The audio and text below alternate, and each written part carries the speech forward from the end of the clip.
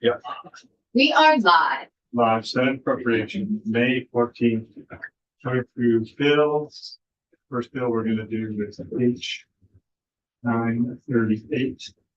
Vermont homelessness response from Tom. Came out of the Center Alliance Committee, so I'm sure she could tell us about it. We have joint fiscal year to walk through scope impacts. Do you want to say anything before we get started?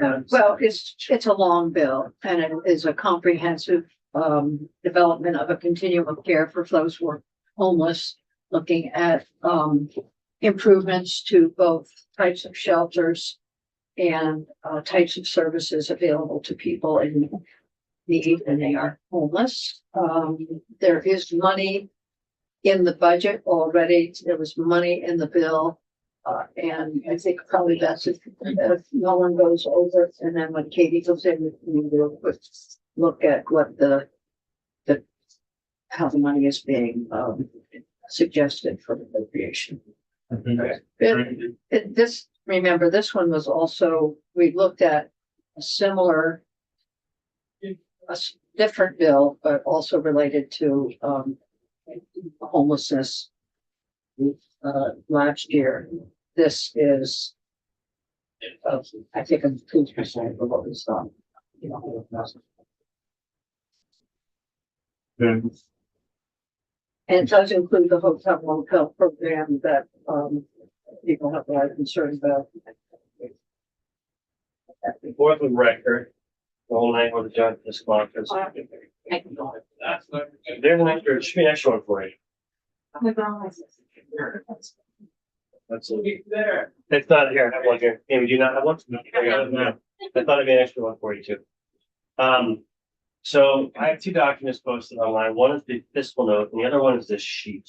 I think this sheet's a little bit easier to go through. okay.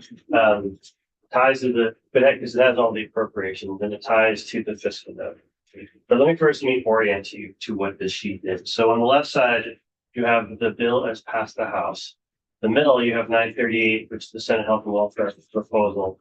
And on the right, you have the delta as passed by the House.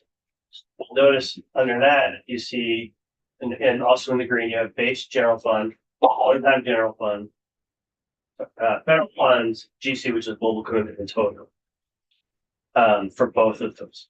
If you look at the bottom lines, you'll notice that there's no variation in each of those columns from the House or the Senate. And there's no variation from the governor's recommendation as well.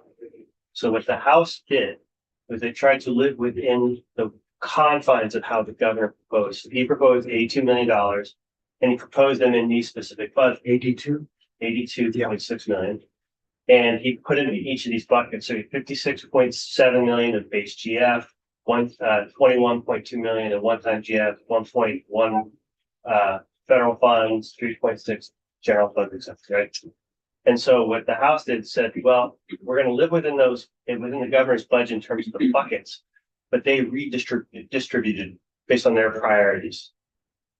And so what the Senate did was said, we agree with most of those with Senate Health and Welfare. We agree with some of those priorities. We'll make some changes, and I'll point that out. I want to remind you that also what you did in the budget construct is that you also appropriated the money in the budget by these buckets.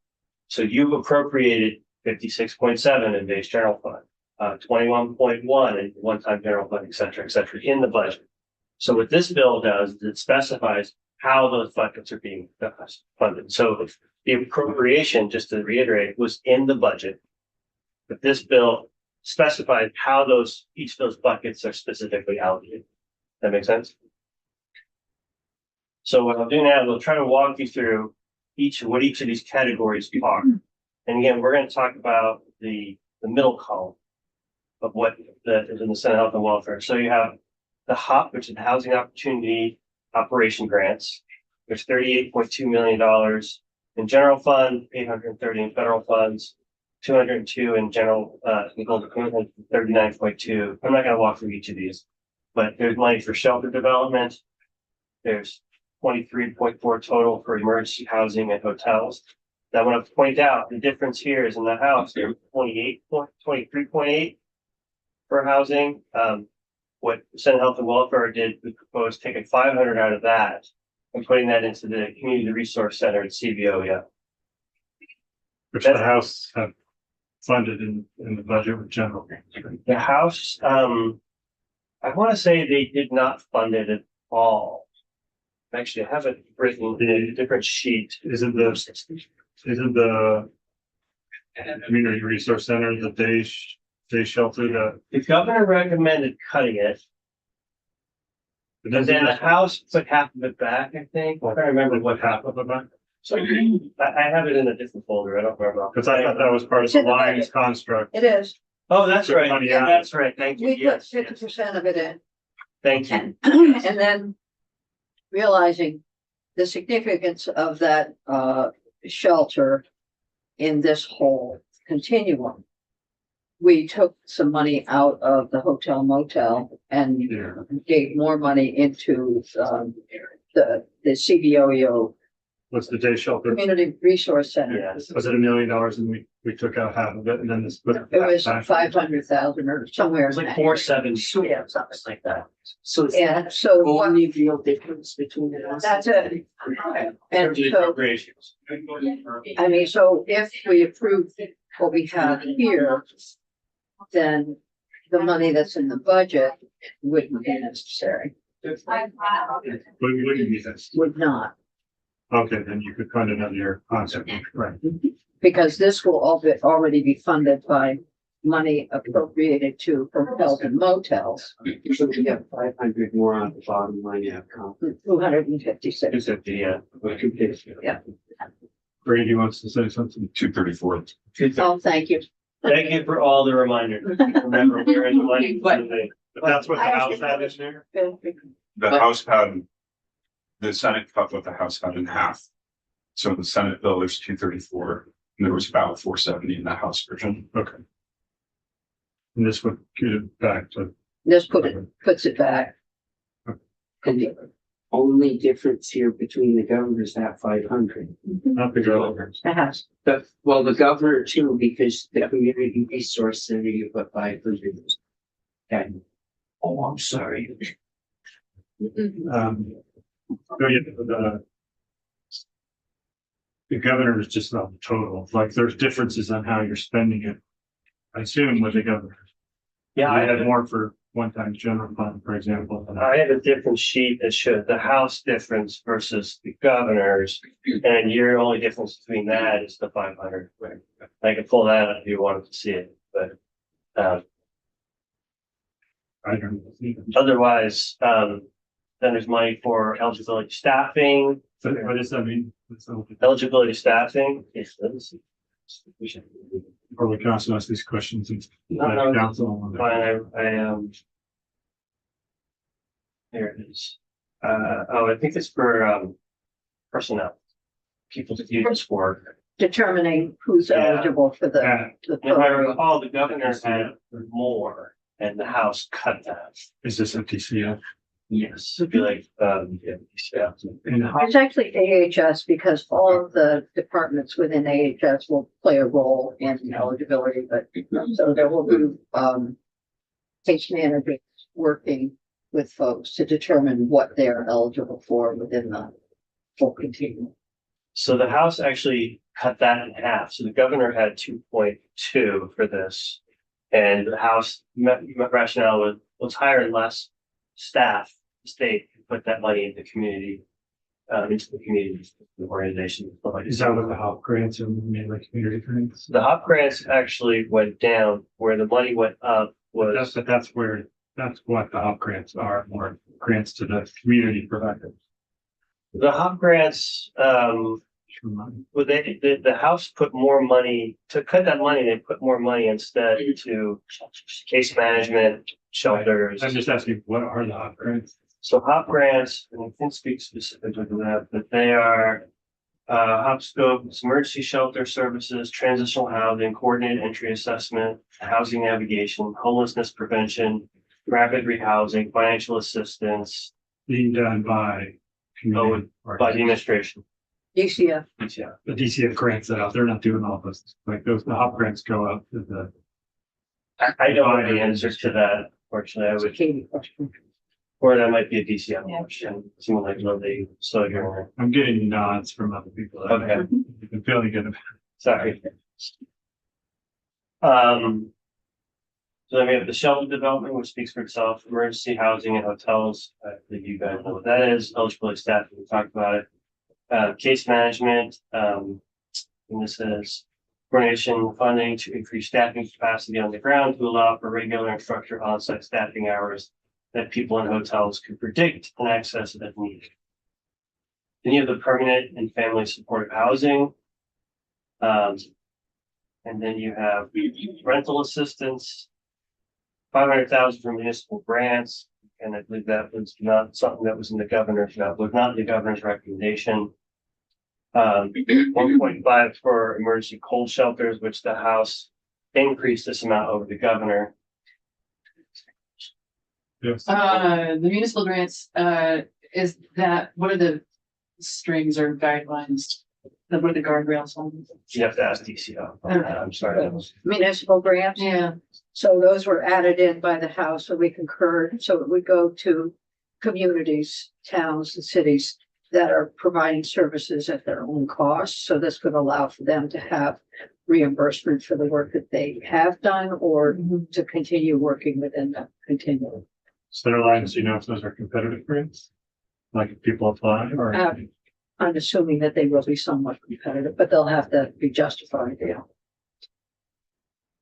I'm wondering about particularly like the reimbursement for, say, like police costs or.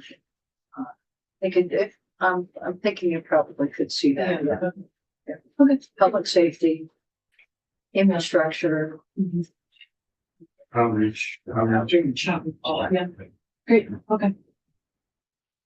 And then you have the 500 increase for CBOEO, which we talked about. And then there's other expenses, which this is just sort of other things that were not captured, such as natural disasters or whatever, just kind of just for other things related to this bill.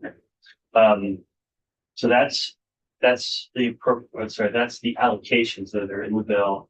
And so there's also a fiscal note that lays out pretty much the same detail, but I thought you might find this a little bit more helpful. If you'd like, I can also send to Al the difference between the House and the governor, so you can see the difference there as well, so that's there as well. Otherwise, I think that's good for now. okay. We can ask. Attorney. Oh, I thought I was sharing the screen. Sorry. Guess it wasn't. You talked about zooming in, but you just zoomed in. You didn't. I literally, this is exactly what I did. Zoom. Oops. Hello, Welcome. let me pull up the document. Summary of the bill is only 8 pages long. The Section summary. by section. Oh, good. I promise not to read you every word. But I don't have the new one yet. So Okay, so sharing, yeah. So maybe just a high level overview is where you are. This creates as the name suggests, a continuum of services. There's a list of all the different levels of services provided in this continuum program. There's prevention and diversion services. There are shelter services, including low barrier shelters, what's the right word? And specialized shelter services. What was it? High barrier, thank you. High barrier. So that is levels 1 through 3. Level 4 is emergency housing at a hotel or motel. And then there's an overlay of permanent supportive housing services for individuals throughout the continuum. So that's sort of the big picture. There is language about the number of days an eligible household would be able to obtain housing in a hotel or motel. There's language about DCF responsibilities in the program, household responsibilities in the program. There's language that has an appeals process. There is a large rulemaking section, reporting section.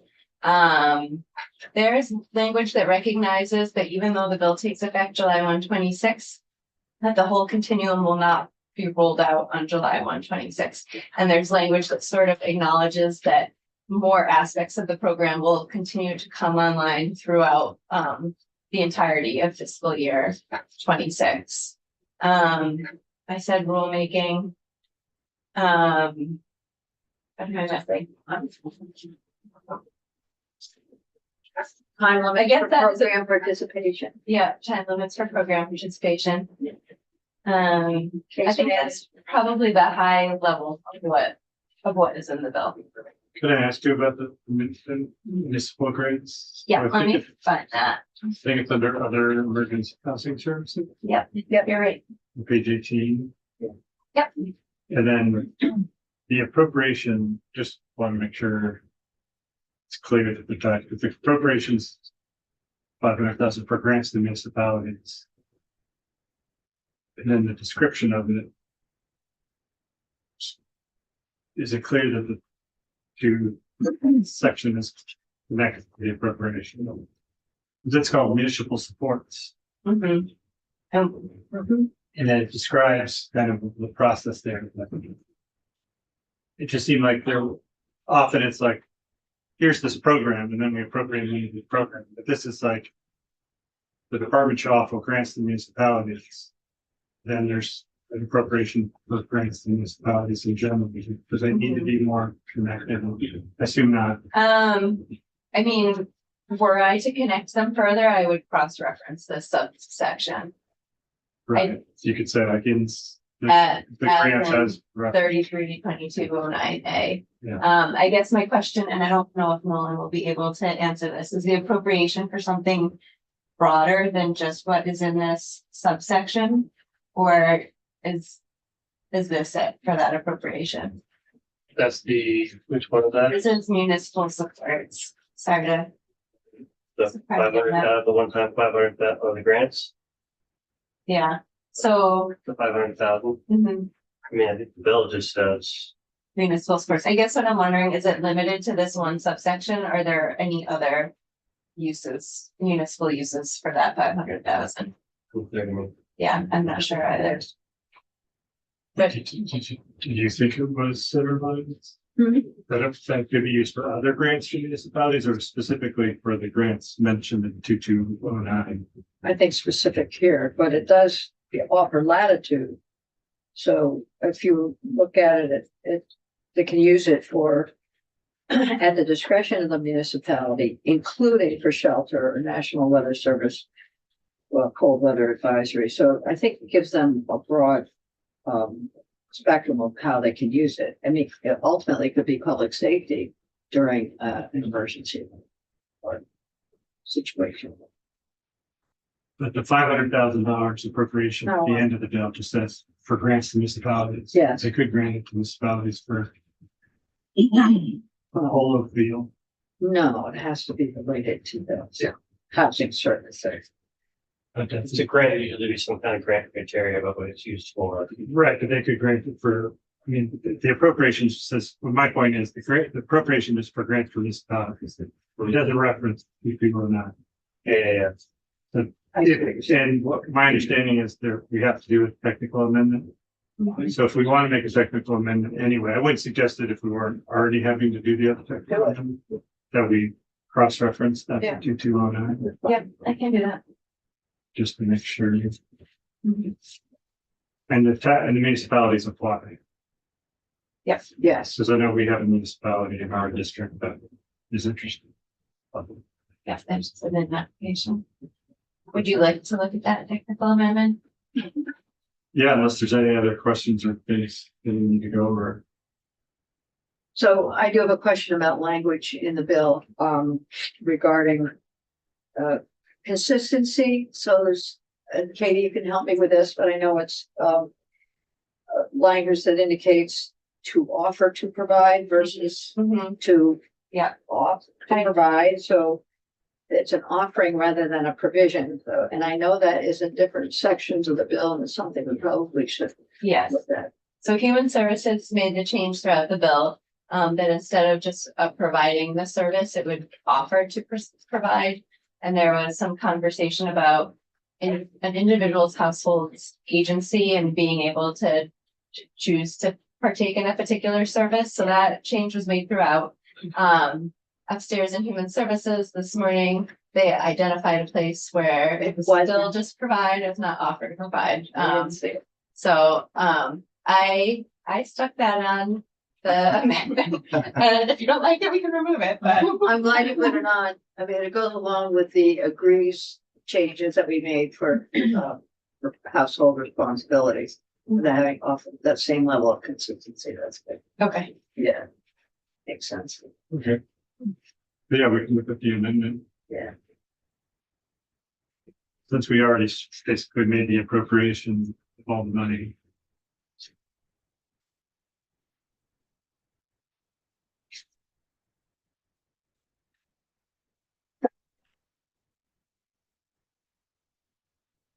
Okay, here's the amendment.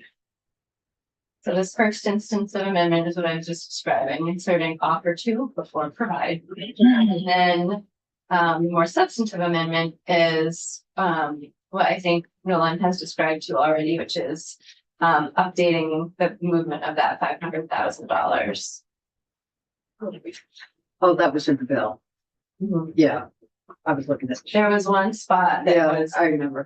missed. Yep.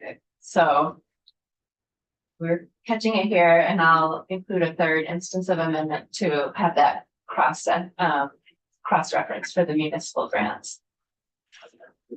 Okay, and that second instance is just to account for the $500,000 that's being moved. It was just, I think it has Mistakenly to not. be caught in two places. I'm looking at Nolan to ask if I'm describing this correctly. So we caught it that we reduced it in one place in the bill and it had to be reduced in two places. So Correct. this is reducing it in the second place that had to appear. You missed it.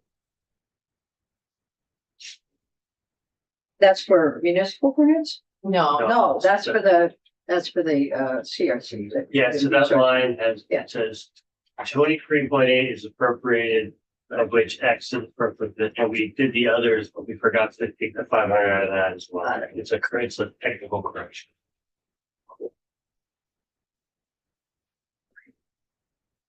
you put offer to provide another, this is yours, you need to put it in this place. Is that what you just said? that's what the first instance of amendment is, that one of the not human services, one of the health and welfare amendments was to add offer to before provide, when they were talking about different services being offered. And I think human services liked that change when I told them about it, and then they found a place where it didn't happen and they flagged it this morning. So to the extent you want to include it, I have put it here. If you do not want to include it, I can easily take it out. Offer, okay. Still in a conference over there. Okay. Yeah, if you could just add that third instance, to make the Sure. cross reference. Yes, Consideration COEO. Is that a statewide thing or where's that located? The Champlain Valley Office of Economic Opportunity, If that's COEO, that's CVO, we have different OEOs across the state. So there's one here, and there's one in your county, it's Office of Economic Opportunity. It's linked in with the HOP program so that they provide funding for shelter and other services through a lot of, CBOEO is basically just Chittenden County. that's just the Chittenden County one, yeah. I was wondering, could you take $30 million out of this, put it into transportation so we have roads structure, bit of them all. Where it should be going, but Well, the goal here is to reduce the need for this significant investment that's here. So over time, as people find shelter and more permanent living places, see a reduction in the need. The emergency housing used to be like 9 million a year. We're slowly been trending back. Yes. Okay, The total difference between the governor's budget and this is. no.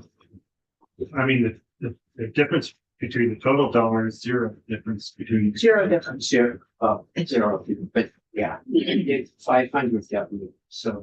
And actually, the recommendation for where the 500 comes from was collaborative. We agreed with the Agency of Human Services. We don't know how much this is different from the governor. We just have the difference. We have. Well, it's 82 million. This is, Right. yeah, It's the same total dollars.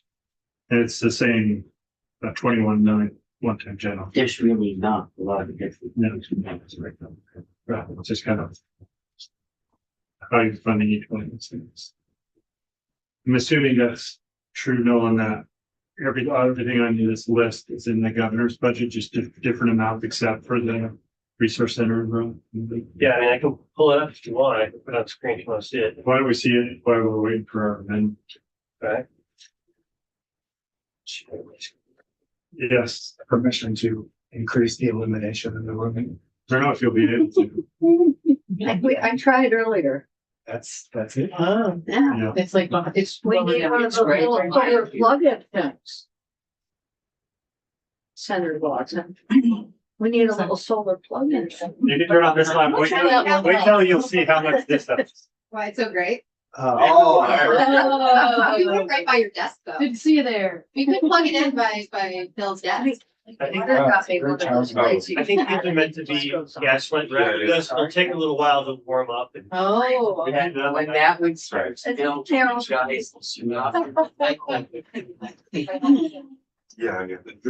You need to plug in. Yeah. I know. It'll just help with the voltage or the supply. I'm not sure it'll, Open that. Oh, the top. if it need more, Oh, they're all more bulbs. Yeah, at the top of that. All right, here we go. so again, for the CBOEO, which comes off the emergency housing and the new line. And I can't if I blow up anymore, you can't see all the columns. That's like, so you can see that the House decreased the HOP grants by 1.9. Increased, sorry, by 2.1, my apologies. Increased shelter decreased shelter they moved things around from one time to base. So it increased the base, lowered the one time, but still a 1.6 reduction over the governor. That's for shelter development, sorry. Emergency housing is up 2.3 for governor. Staffing is down by 1.1. So again, they cut it in half. They put that the equivalent case management. They cut the permanent and supported housing and put more money into rental assistance, put more money into municipal grants. And then sort of shifted money around from base to one time for the emergency cold shelters. Those are the big differences.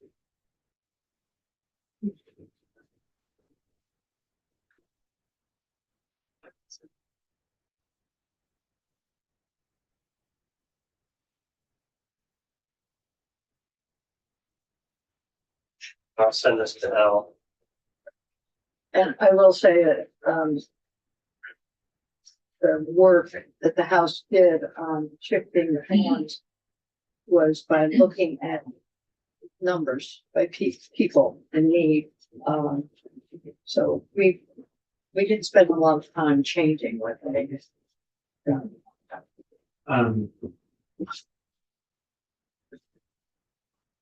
Was just handed a note about another slight thing we could add to our amendment for. I've added it, but the question, Same do you one. want it added? Yeah, Oh, okay, yes. okay, got it. So you can describe What's happening? Okay, what's happening. would you like to look at it? Yes, Okay, obviously unedited. we'll look at it and we'll entertain a motion to. Okay, so you've already, oops, did I? Are you okay? Oh, thanks, no. First instance of amendment is the same, second instance of amendment is the same. The third instance of amendment, inserts, after the word municipalities, the phrase pursuant to 33 VSA 2209A. So that would read 500,000 for grants to municipalities pursuant to 33 VSA 2209A. And then in subsection B of the expenditure section, there is a sentence that says unspent funds are carried forward for the same purpose in which they were originally appropriated in this section. This section doesn't actually do the appropriation, it just outlines the expenditures. So to make sure it's actually accurate, the proposal for JFO is to strike in this section. So then it would just say for the purpose for which they were originally appropriated, period, and not saying that they're being appropriated in this section. They're not being appropriated in the section. So it'll just say that were originally appropriated, period. Yep.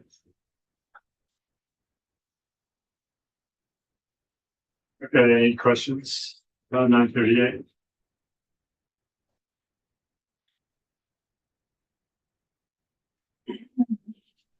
Do we have the motion to?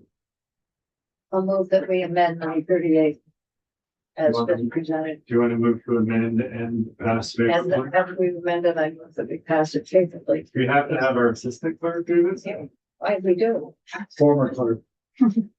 Former clerk or assistant clerk? Your chief former clerk, Junior. Chief former clerk. the chief former clerk. Jenny. You need a fill. Although I know that means nothing good for my friend. That means that you don't get the votes. What? Pending edits. Pending it. That's the end of my agenda. Okay. Thank you.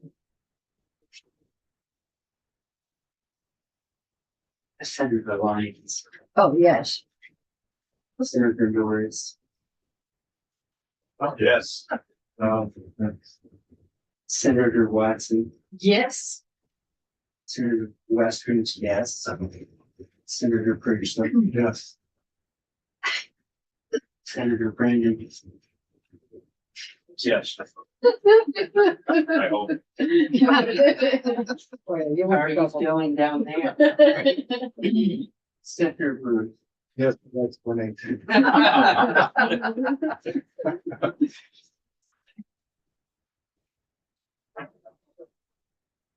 My explanation is I was happy with our current.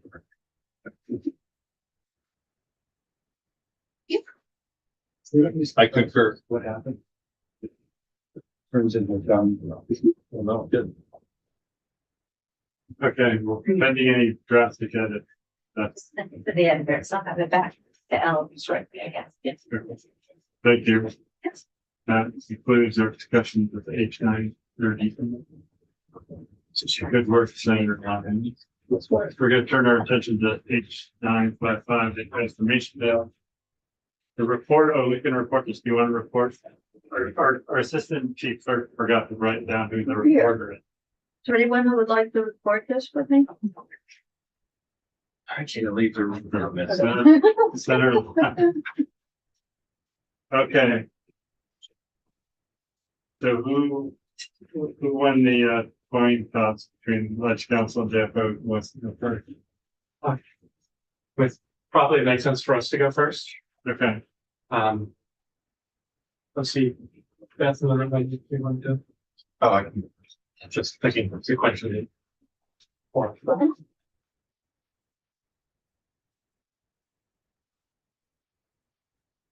lots of hands up. For the key legislative council, I'm going to talk about the Senate Finance and Force Order H 955, education bill. So that's Senate Finance and Measures. Is that the document you're gonna be working for? I do that, or I could show you a side-by-side summary. Side by side summary sheet of Canadian paper. Sure. That's your comparison. I see a document that says H955 comparison section 3261. Is that what you're talking about? Or there's something else. Hold up, sorry.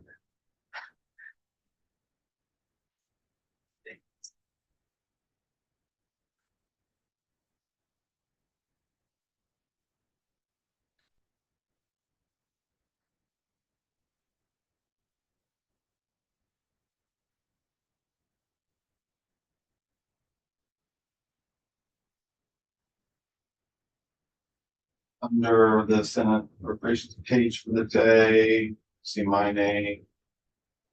And page 955 comparison sections 30 through 64. I'll be sharing. And those are just the finance sections. Those are the sections relating to property valuation, regional assessment districts, and tax modifications. So anything in the Senate finance, all the sections in the Senate finance jurisdiction. All of these are in their jurisdiction, and then some of what John has to share with the jurisdiction center. That large enough for everyone? Okay.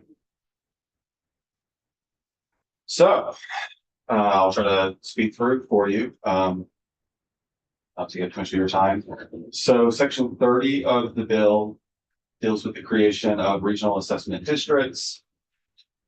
This is something that would start January 1, 2031. The short version is the idea is that municipalities would be placed in regional assessment districts grouped together with neighboring municipalities so that they can work together to jointly mass reappraise every 6 years on a schedule that's determined by property valuation review. So it wouldn't be every municipality doing it at the same time every 6 years. There would be a rotating schedule where approximately 1/6 of the municipalities through the rabbits would do mass reappraisals. Because it'll be 6 perhaps. Yeah, there could be 12, but I mean, it's not necessarily going to be 6 of them, but they'll be split off and staggered, so that they're not doing it at the same time.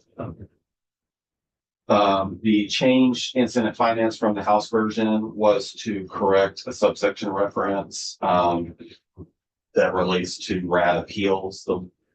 Currently, property valuation appeals are handled at first by boards of civil authority. This section changes that, but that after 2031, there'll be something called RAD appeal boards, which are made up of representatives from the municipalities in the RAD. And they would take over the functions and 3-person panels to hear valuation appeals from the regional assessment districts. The first level of appeal after grievances, which are more of an informal thing, the first level would be to the RAD appeals board. We had to correct reference in Senate finance where the language read in a way in which it could be interpreted that a taxpayer could skip the RAD appeals board and go straight to the Department of Taxes or court. That was not the intent, and so that's been corrected. I know you said this at the beginning, but one more time, RAD. Regional assessment. Regional assessment Okay. district. Yep. RAD's one concept. Agreed. So any questions about that? No. Section 31, it's conforming change, changing some current provisions in law that are being replaced on the RAD system. Section 32 is also a conforming change that clarifies for purposes of the equalization study. Municipalities within a RAD will be treated as a single entity. And that is related to them doing mass reappraisals at the same time.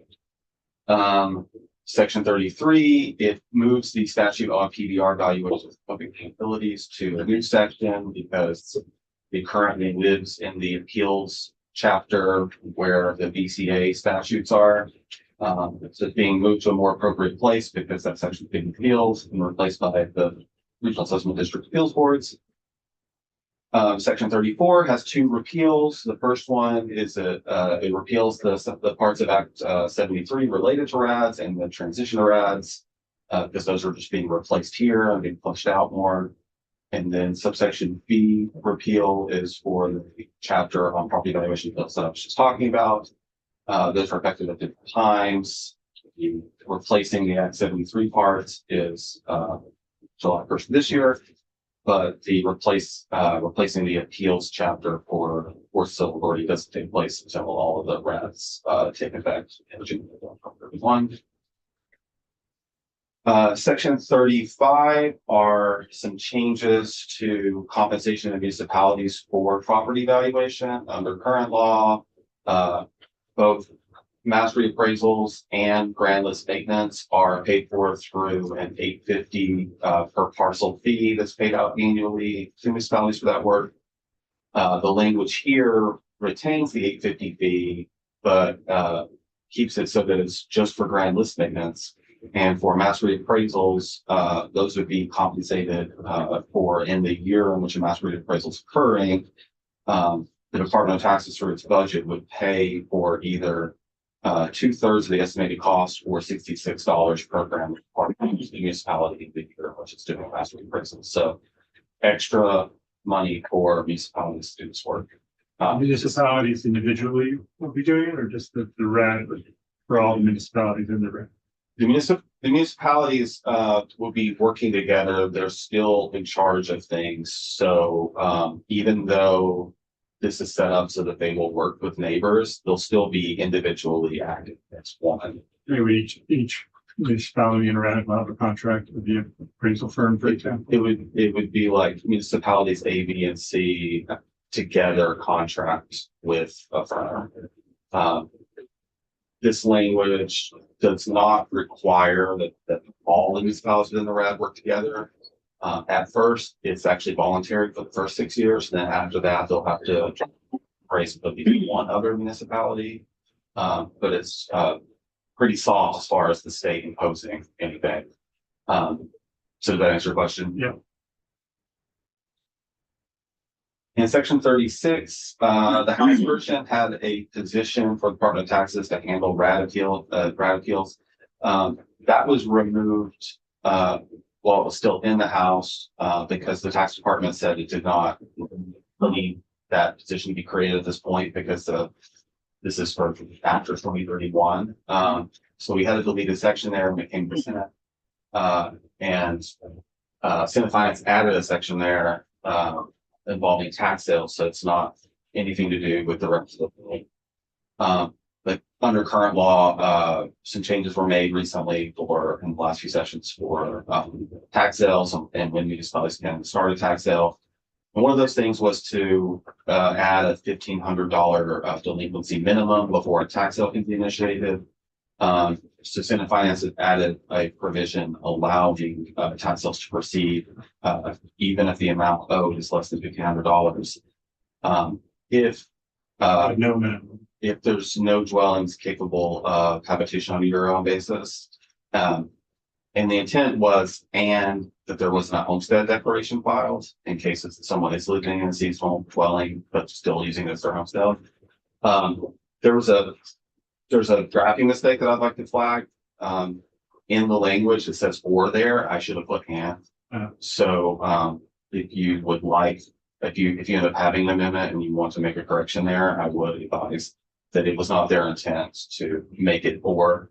As it's written with "or," that means the $1,500 minimum could be worked around anytime it's not a homestead. Basically, it just was not their intent. Like their intent was that it had to be either no dwelling there or a seasonal dwelling, and it doesn't declare it as a homestead. But this makes it so that basically the $1,500 would only apply to homesteads, which is not what they wanted. They didn't want it to be that broad. Okay, I think some other technical change. Okay. For this one?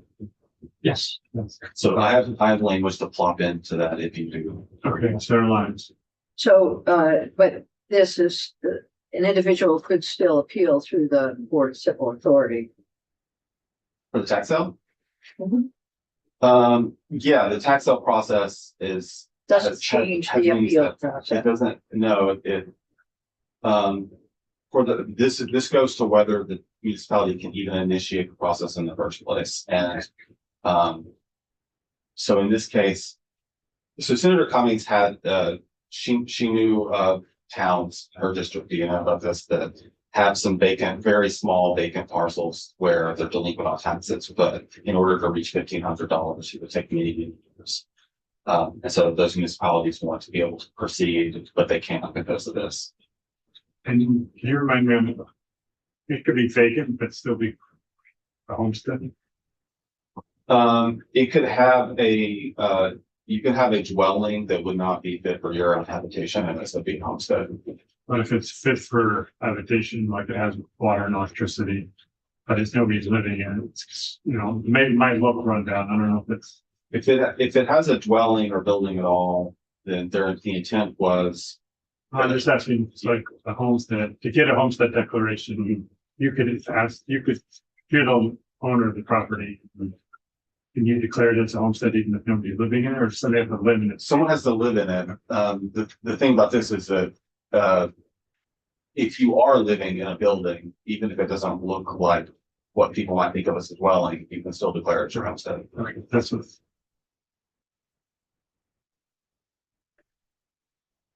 Yeah, moving on. Moving on, sections 37 through 52 are conforming changes relating to the movement of the property valuation appeals chapter to the RAD subchapter. No change in Senate finance. Section 53 is, were some transition, provisions around moving to the RAD system. In subsection A, there were some moratoriums on PDR ordering new master reappraisals. They were, going to be prevented from doing that after January 1, 2028. And it nullifies reappraisal orders lacking a contract. Like if it's not already under contract, then they can't be, they should not start new reappraisals after 2031.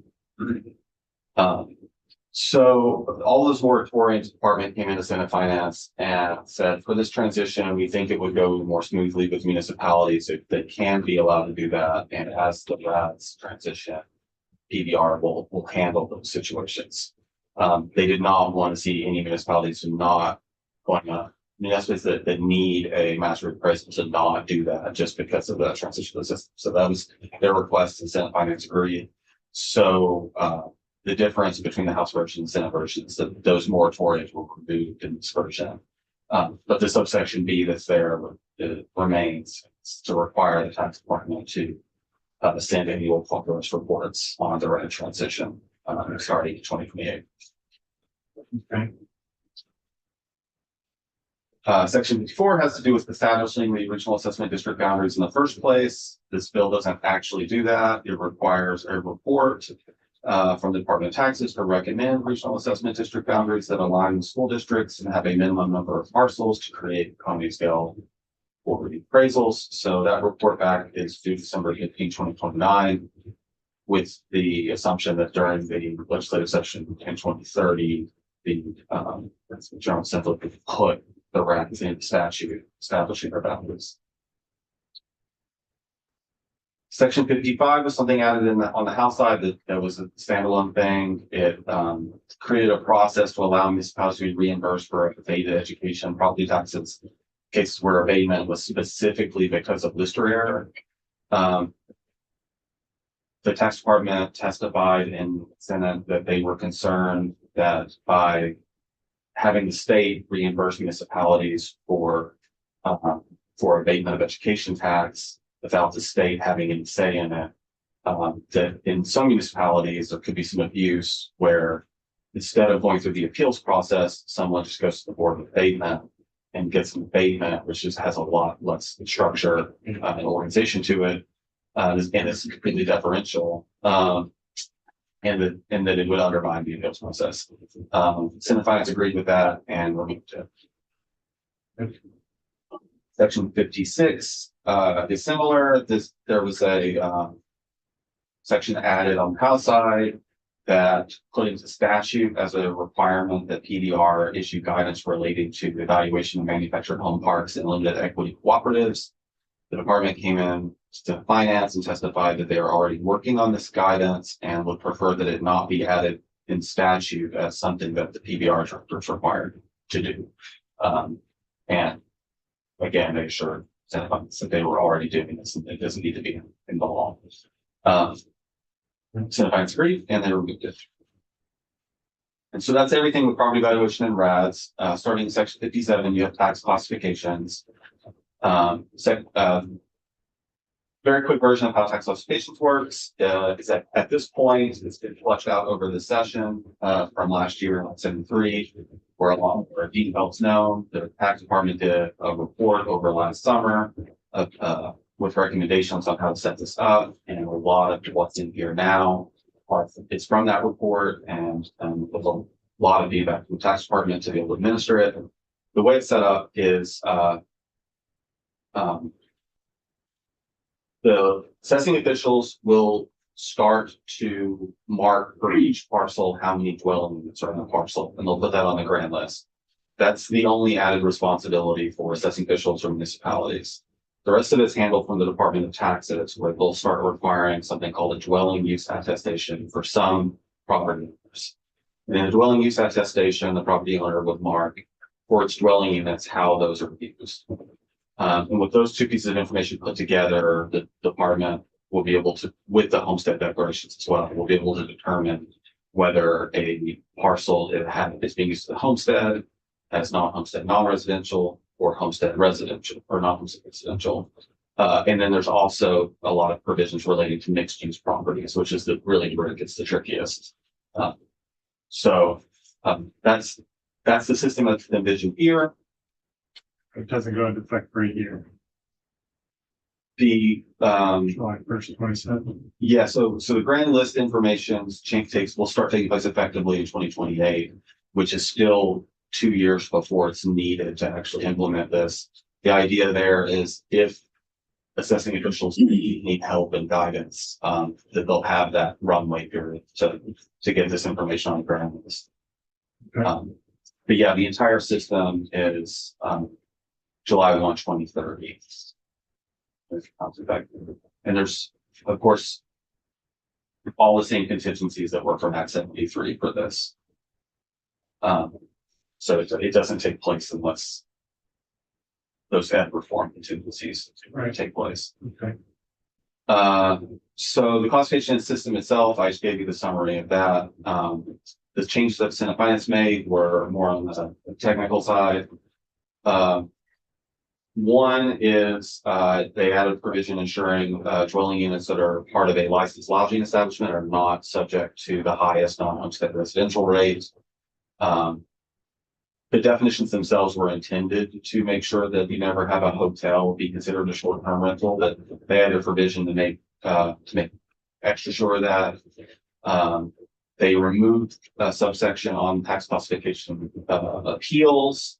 That was one area where, as we worked with the tax department, the House and the Senate, still needed work done.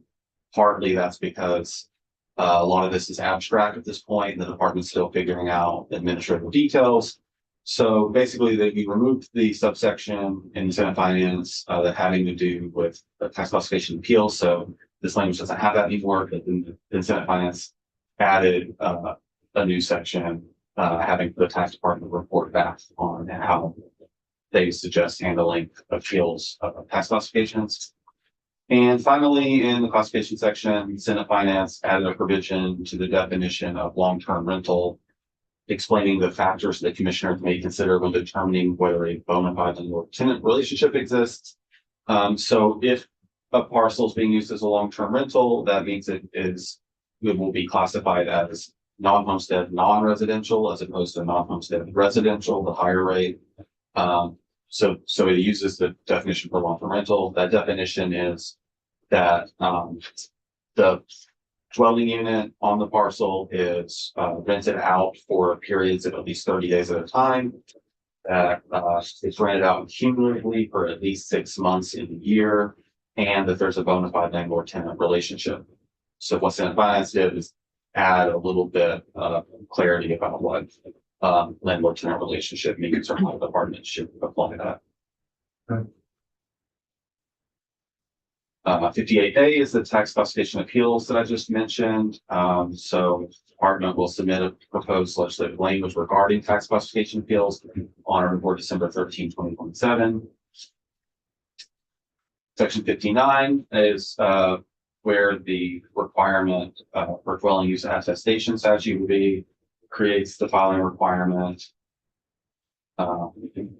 Not all property owners will have to do this. Only those that have a dwelling unit did not file a homestead declaration. And that, so a commercial property that has no dwelling unit would have no need to file. And anyone who's already filed a homestead declaration would have no need to file. It would be typically the apartment owners, Potentially second homeowners, although if you know that you are going to be given the non-homestead residential rate, the higher rate, then you don't have to file this under this language, and it will just automatically be given to the property if it has a dwelling unit and there's no filing. What are the PUA? Dwelling unit attestation. Okay.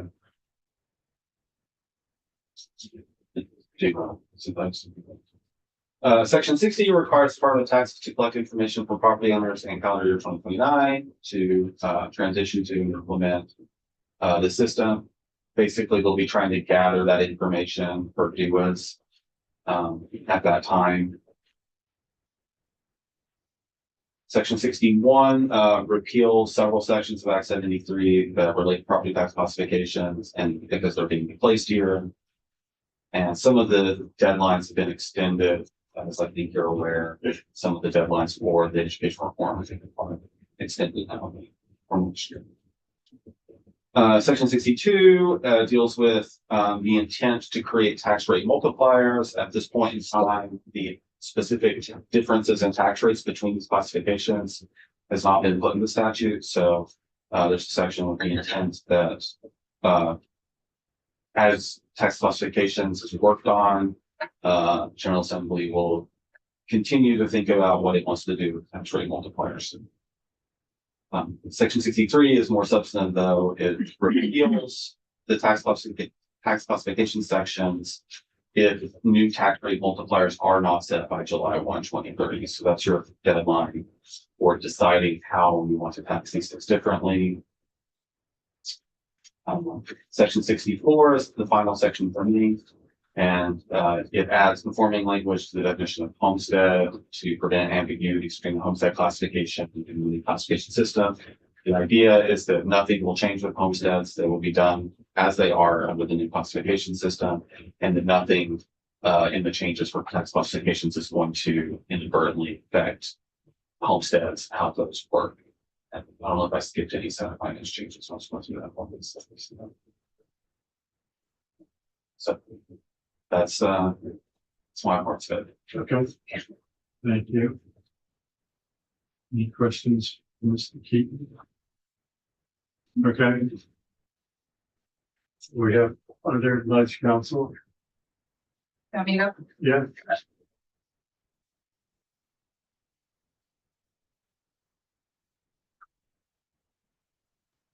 St. James Office of Legislative Counsel. I'm responsible for the first 1 through 29 sections.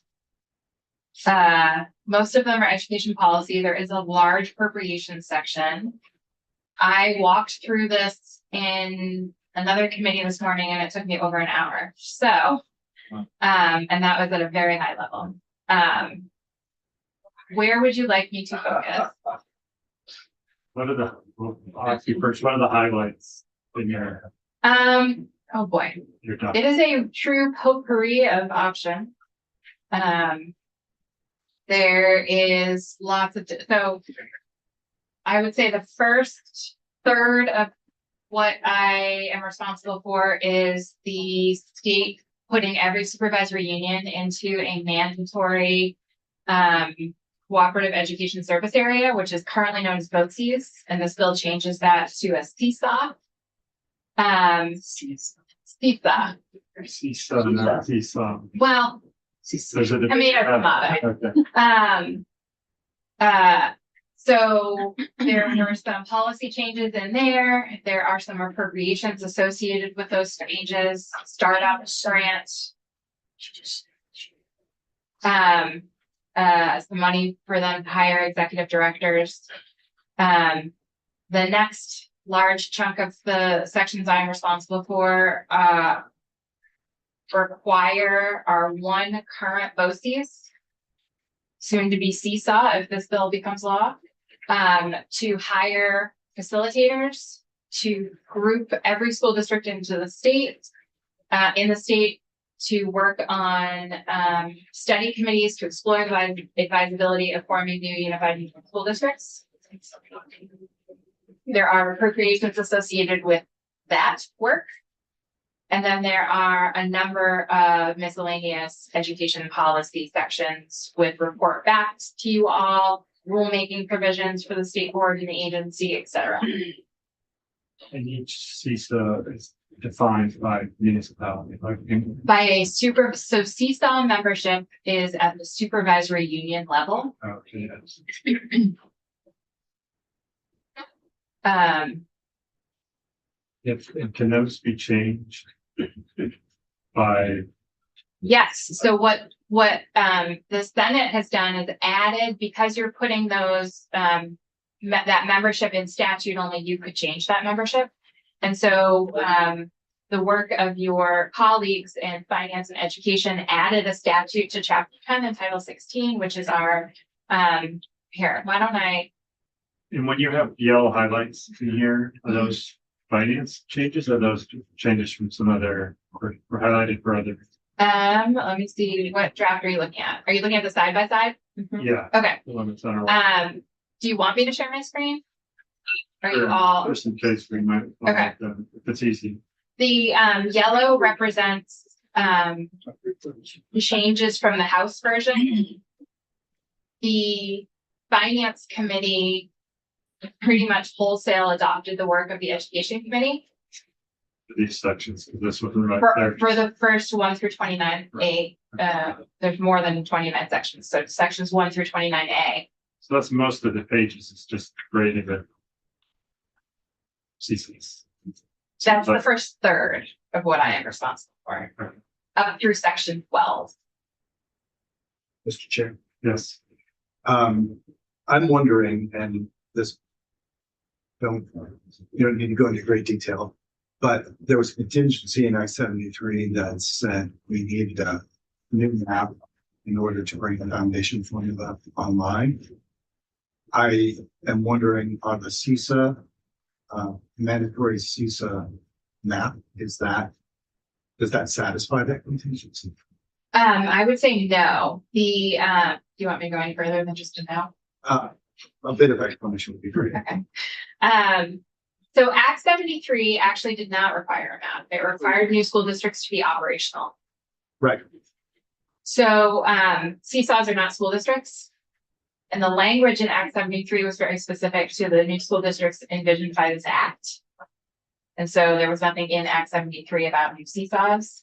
So I would say no, the new seesaws would not satisfy that contingency, but the amendment that you have in front of you changes that contingency. And you're getting traction. I hope so. Okay.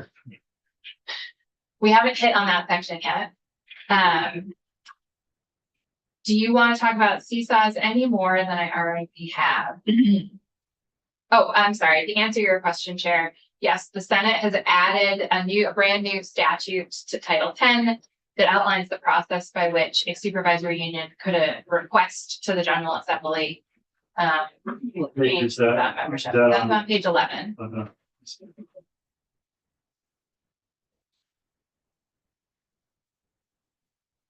The process, generally speaking, is supervisory union that wants to move takes a vote at the board, supervisory union board level.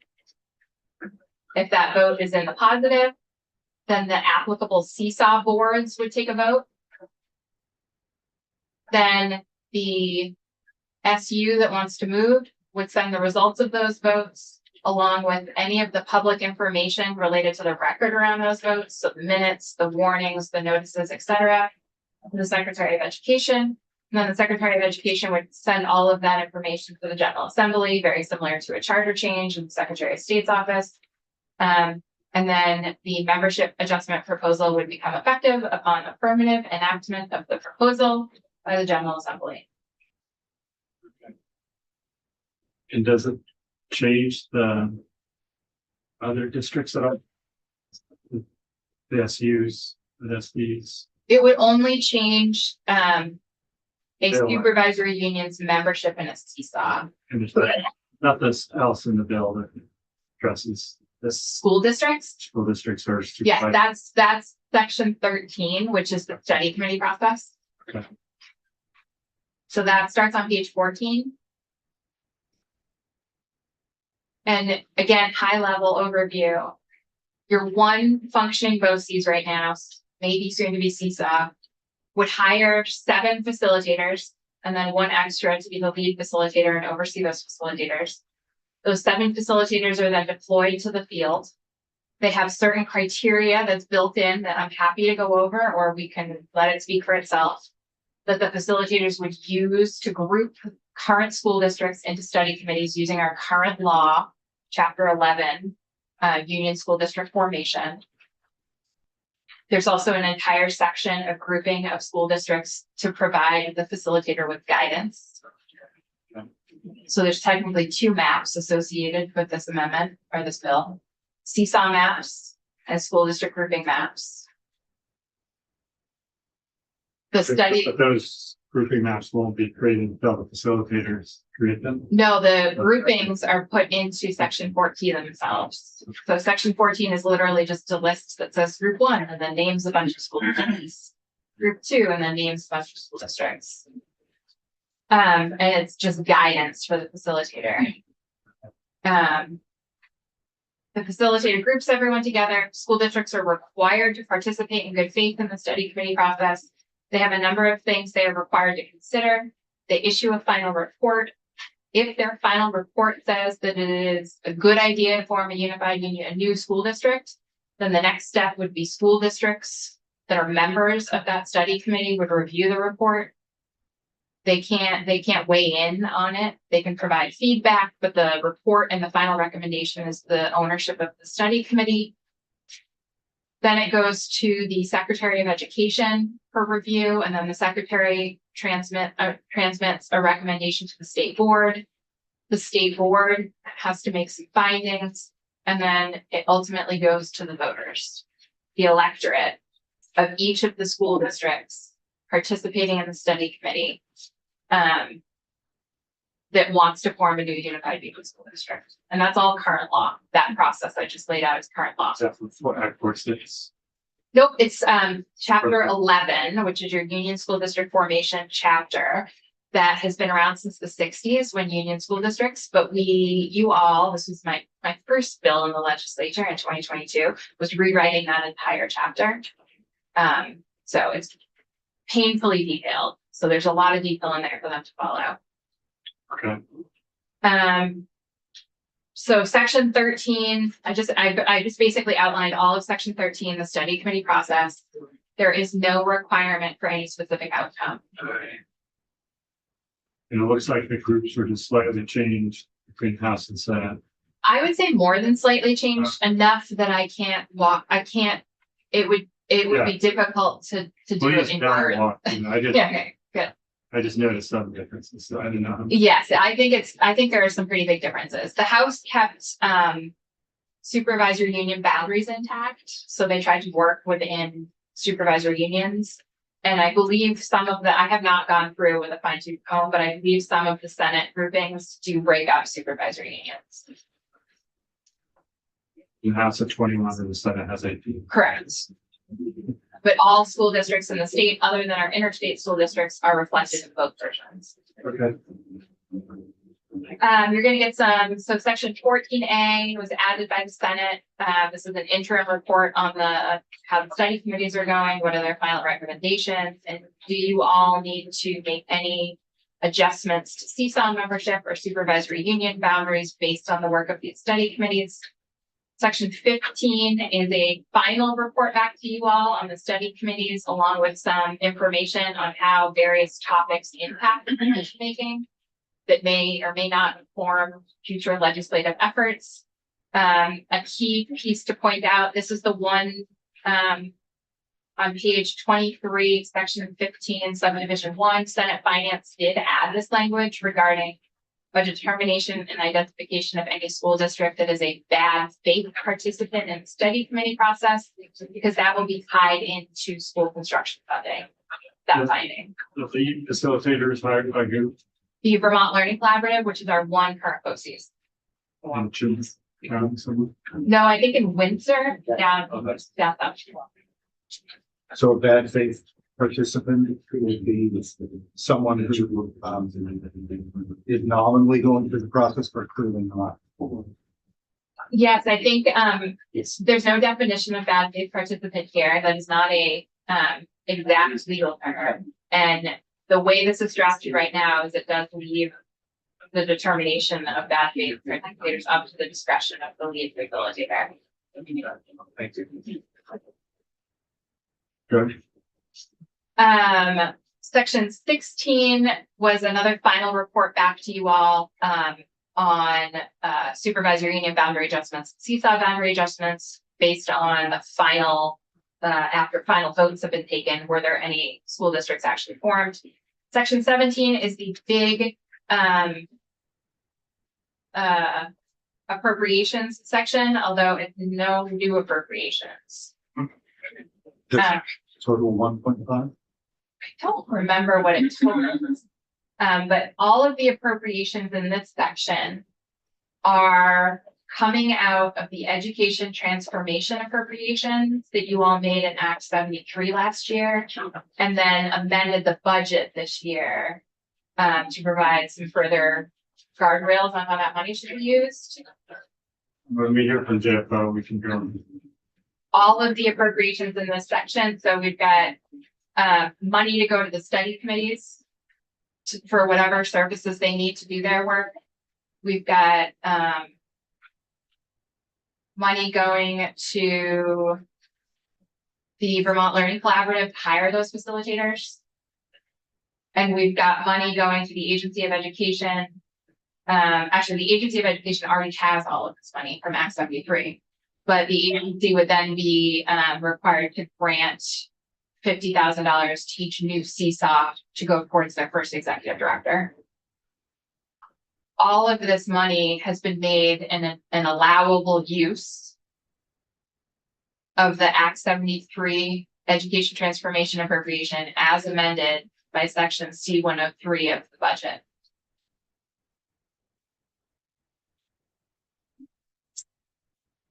And then here we come to the contingencies. So Section 18 is an amendment to Section 70 of Act 73, which was the effective date section. And the easiest way to phrase this is these are the foundation formula contingencies. So you can see this language related to new school districts contemplated by this act becoming operational has been struck. Okay. And instead, we have four conditions now, four contingencies that need to be met for the foundation formula to take effect. The first is that school districts have had an opportunity to study the advisability of forming a new school district. And if there's a vote, the voting results have been certified. First contingency. Second contingency is right out of Act 73. The expert tasked with developing a cost factor foundation formula has provided to the General Assembly the report required pursuant to Section 45A. So this is the JFO contractor report AIR. This was already a contingency in Act 73 and we're keeping it here. Third contingency is new. On or before December 15th, 2029, JFO has provided you all with an analysis using fiscal year 27 data that compares the total funds necessary to fund the education system under our current funding formula versus the foundation formula as established in Act 73. And then the fourth contingency is that you all have enacted legislation. So it's more than you all, it's legislation that has become law that addresses the following topics: suitable geographic measures for determining sparsity within the foundation formula, whether it costs more to educate a secondary student than an elementary student, and if so, what's an appropriate way to capture that differential, how to account for the provision of CTE within the foundation formula, how to account for regional differences in operating costs, including those driven by regional differences in cost of living and legacy collective bargaining agreements within the foundation formula, and how to fund special education services, school construction, renovation, and repayment of school debt, transportation, and universal pre-K. Can you go back up? What is the exact wording? We have to have passed legislation that addresses all of this? Correct. Legislation has been enacted. So I would say that that means it's become law. What if we look, so let's say if you scroll down just a bit. Let's say that we.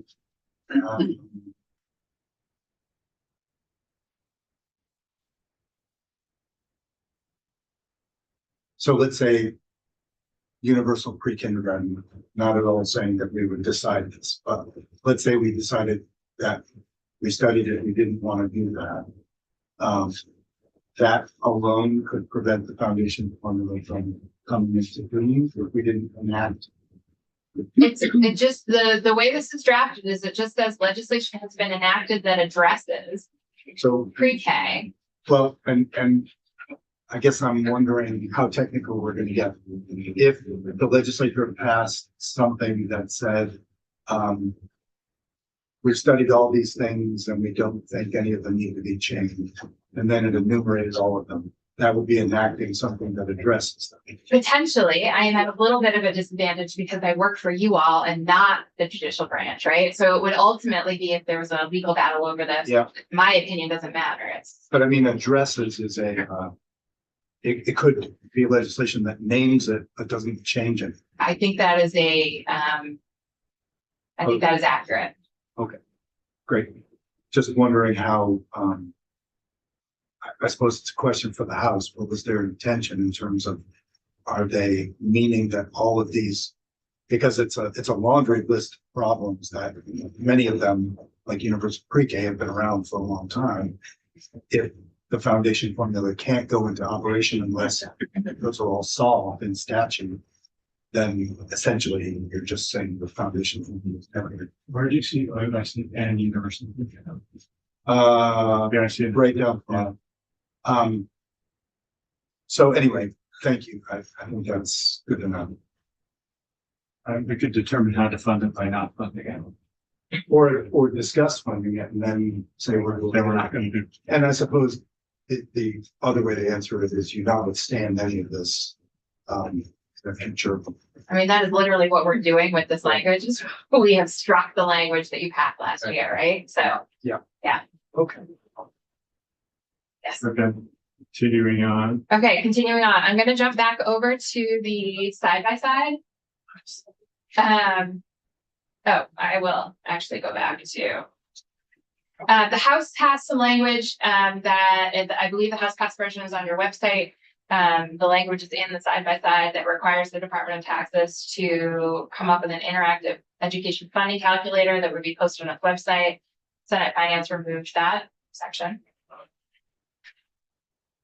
Again, in the interest of time, happy to dive deeper, but sections 19 through 21 are about pre-kindergarten education. Sections 19 and 20 are findings and intent. Would you like to go over those?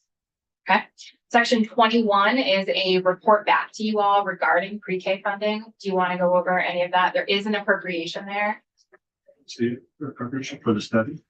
For a JFO study, yeah. All right. I think we already passed something like that in the budget. Well, no, that's the event. So, yeah, so you ask, this language asks for JFO to contract with a contractor to account for the provision of pre-K within Vermont's education finance system. And then there is an appropriation of $75,000 to JFO to do that.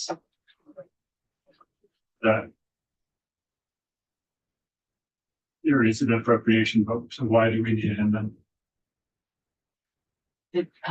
There's 1.5 million that is in your construct in the budget, and the 75 kind of. I was switched part of over. that. I see. Yeah, so you have to stay with the. Plus, 1.5.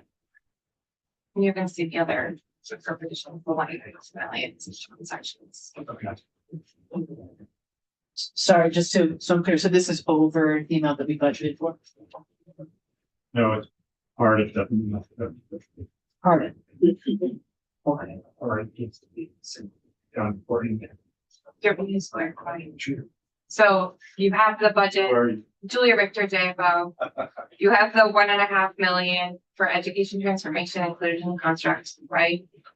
H955 has three new general fund uses. One is the 75,000 appropriation. One is a 500,000 appropriation that's in John's section for new limited service positions. And one is $1 million transfer to the school construction aid special fund. In conversations, there was miscommunication about if that 75,000 was or was not part of that 1.5 million in transformation box. It needs to fit within that 1.5 million. So in order to fix it, the amendment would be to, rather than transferring a full million to the school construction aid special fund, it would be 900,000. And this would cover that difference, would cover the 75,000 here, and then the 25,000 that you spoke about yesterday in the miscellaneous unfilled. Oh, yes.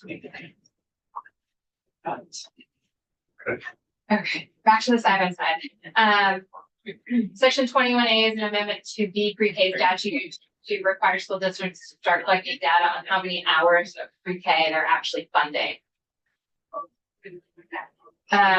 Section 22, you can see there's no difference between the House and the Senate, is an amendment to your pupil weighting statute, which requires school districts that pay tuition to collect pupil weighting data from their tuition students. We're not getting that data. We're not getting as much of that data as we could right now. So now we're requiring school districts, when they're approving those tuition requests, to also collect some information from the students related to the weighting categories, which are necessary to figure out how much money each school district should get. Section 23 is some intent language around special education and funding safeguards related to the foundation formula. The general theme of those, the language in that section is that no education finance changes you all make should ever be construed in a way that would jeopardize our federal special education funding and our ability to meet federal maintenance of effort requirements, which is generally speaking a requirement that the state, both at the state and then at the local level, is spending the same amount on special education year over year. Section 24, the House passed language amending statute that prohibits any school that receives tuition students, whether that's an independent school or a public school, from requiring fees or tuition on top of what they're getting from the school district.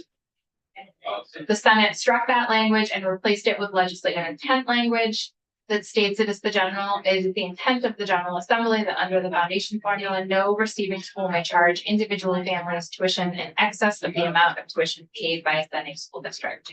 So instead of codifying that requirement in statute, the Senate has replaced it with intent language. Section 24A in the House was intent language that clarified the effective date of section 24. The Senate struck that; it was no longer applicable.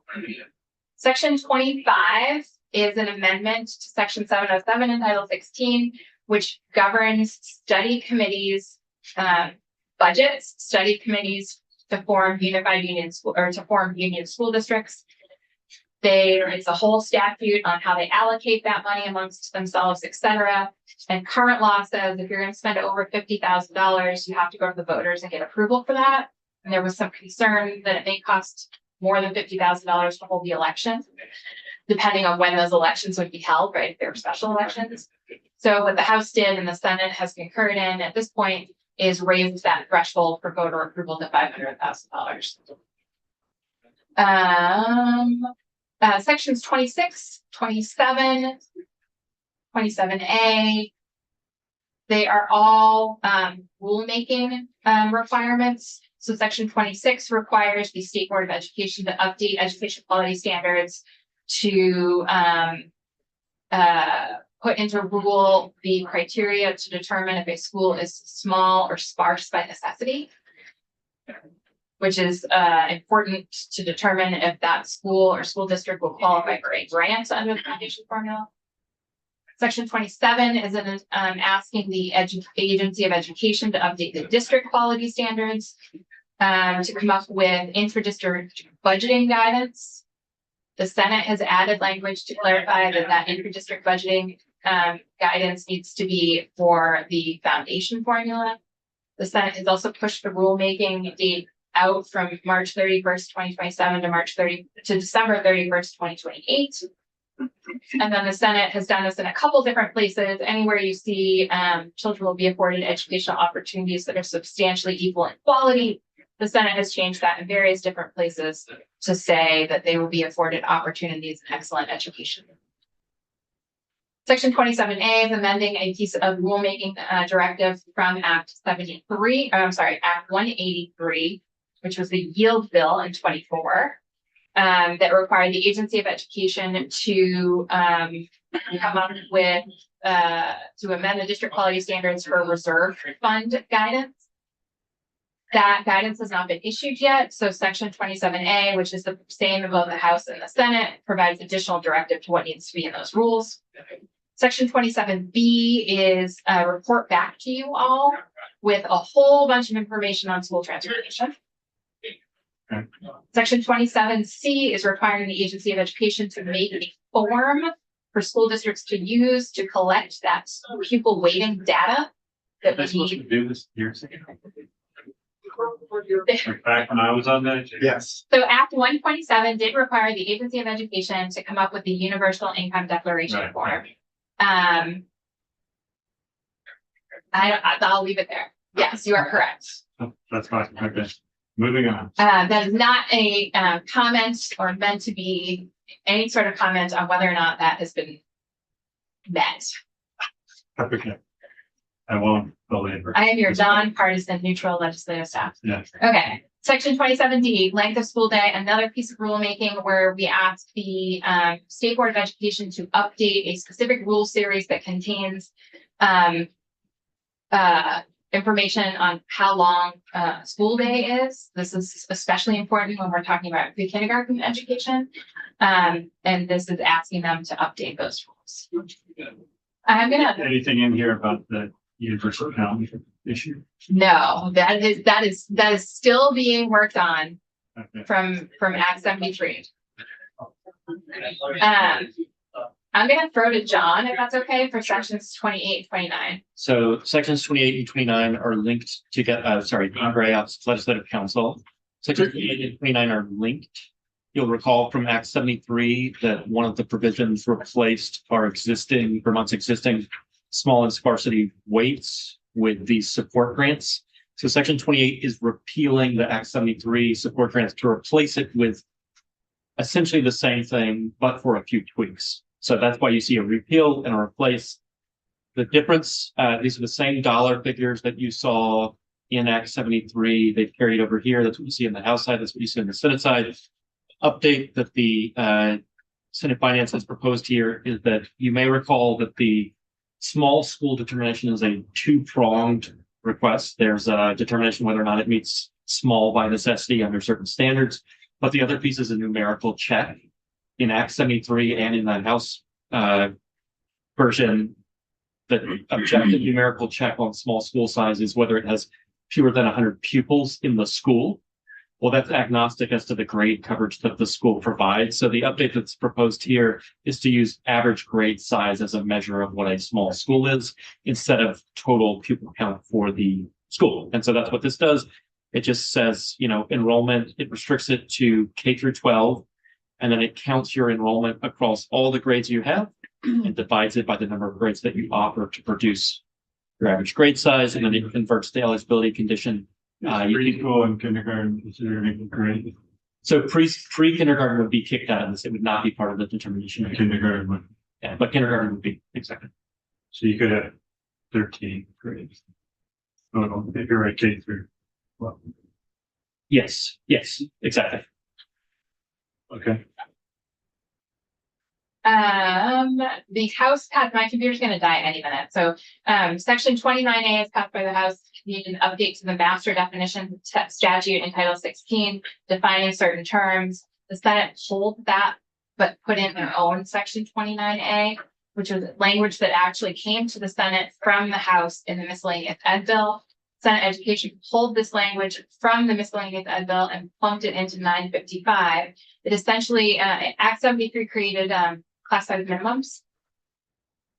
The statute, 29A. yes, 29A. I'm on page 31 of the side by side. The statute went into effect last year, so the class size minimums are in effect. But the rules that are meant to supplement the statute have not been drafted yet. And so there was some confusion in the field as to how class size minimums would be enforced. So what the Senate has done and said is essentially said for both public schools and independent schools, non-compliance with class size minimums cannot be held against you until the foundation formula takes effect. Where are the class size minimums? They live in the education quality standards statute in section 165. And then section 29B, also added by the Senate, nothing similar in the House. The section 828 is the statute that tells school districts who they are allowed to pay tuition to. It is what was amended in Act 73 to add the criteria for what it means to be an approved independent school eligible to receive public tuition. Things like being in the certain supervisory unions, forget everything. But one of the components that was added in Act 73 was a requirement that independent schools comply with class size minimums. What I drafted in last year was that independent schools have to follow all of subdivision 9 in order to be eligible for public tuition. Subdivision 9 contains not just the class size minimum standards themselves, the numbers, how many average good, what's the minimum for grades 1 through 2, 4 through whatever. But it also contains the enforcement mechanisms for public schools. We've asked the State Board of Education to come up with a separate enforcement process for independent schools. So rather than try and sweep in the public school process and confuse folks, this amendment just says that as far as class size minimums go, independent schools only have to follow subdivision A of subdivision 9. Subdivisions B and C relate to the enforcement mechanisms for public schools. And that is it. Thank you. Welcome. No references to maybe that's not true. No, I could have. I was waiting for someone to ask me the trigger question, but it didn't happen. Okay. Yes, Ms. Richter, want to tell us anything, or do we always still have more in this? Look up more. I thought those were your two sections just from the sideline. I wish. I did not say that. Okay, We didn't hear. thank you. And so I'm still doing great, and here we go. Very similar presentation side by side. I'm going to try to do this fairly quickly. Section 65, there's no difference in the House position. Typically, I wouldn't talk about an intent section. I think it's actually helpful to hear just a little bit. I don't have to show you the language, but just to explain what the section does. The findings intent section speaks to a kind of short and long-term vision for how state aid for school construction will occur. Under the program that goes effective this summer that was enacted in Act 73, the model for providing aid is in the form of a debt service subsidy. So essentially, towns will still go out to bond as they currently do to pursue school construction, and then the state would provide a debt service subsidy to cover a portion of the cost that they have. The intent language in both the as passed by House and Senate Finance report on H955 expresses an intent to supplement this debt service subsidy, which in any event, we don't have the revenue source for, with state bonding support. So sort of similar to the old concept when it was, this isn't exactly the way it would occur, but you may recall that pre-moratorium, the capital bill set out state aid. And so this would say that aid could be provided both in the form of a debt service subsidy and also in the form of state bonding support. That's what that section is trying to signal is coming up are changes to the kind of construction aid that are being offered under the program. Okay. Almost all of my sections relate to school construction, although there are a few things at the end that I'll talk about as well. Section 66, you see a bunch of highlighting on the Senate side. The Senate side is the right side, as passed by House on the left. This is a section that's, the goal of this is to staff the school construction division of AOE so that you get the school construction program up and running. The House side identified positions, but did not appropriating funds for those purposes. So that's what you're really seeing, the change here on the Senate side. And you see that in subsection B, sum of 500K. So that's part of that 1.5 that we were talking about earlier, 500,000 appropriated in FY 27 for these positions to try to hold it down. One-time money, and then section that helps tee up subsection C, which says that AOE is meant to come back next year and part of its annual budget request. It needs to request sufficient funding to fully staff the division. So this is using the positions that were identified in an earlier report, the section 9 report from AOE. Potentially they may need more positions than this fully staffed. So come back for the FY 28 budget, say if you need any more positions and how much permanent funding do you need for those purposes. Section 66A, this is a section that's unique to the Senate Finance provision, and this is the other component of that 1.5. This is where you would have the amendment. And I can pull that up after I finish the walkthrough, unless you'd like me to pull it up now. But it's just moving it from 1 million to 900,000. Exactly right. Exactly right. Okay. So this is dedicating $1 million to the Facilities Master Plan Grant Program. And this is to provide supervisory units with funding for those grants for the development of educational facilities master plans as part of the study committee process. So you may know that that program, which is meant to support SU level visions for school facilities across the broader region, right? That could be extended to any kind of district. This is saying it's $1 million, or it'll be 900K after the amendment, assuming that you do that, should be dedicated to SUs that are going through the study committee process. So it's narrower in scope than just the outright program. And most of my sections, as you'll see in the blue highlight, go effective. Most of the school construction sections go effective July 1 of this summer. Section 67 is an update to the rulemaking from AOE on school construction. It kicks it out basically a year from the House version to buy some more time. I've been hard to meet that timeline that the House had. And then it introduces a bit more specificity than the House had offered on what the rulemaking is meant to do. It's supposed to address priority points, bonus incentives, which are ways that you can provide different levels of aid and prioritize particular projects under the program. So build out those in rulemaking, and what do they need to do? They need to reward school districts for certain kinds of things. Consolidating, much as contemplated under section 13, improving access for public school students to certain kinds of programs that could be special ed, CT, the like. And then lastly, a new provision that the House didn't really have. It's not just an enhancement in terms of specificity, remediating or eliminating health and safety issues.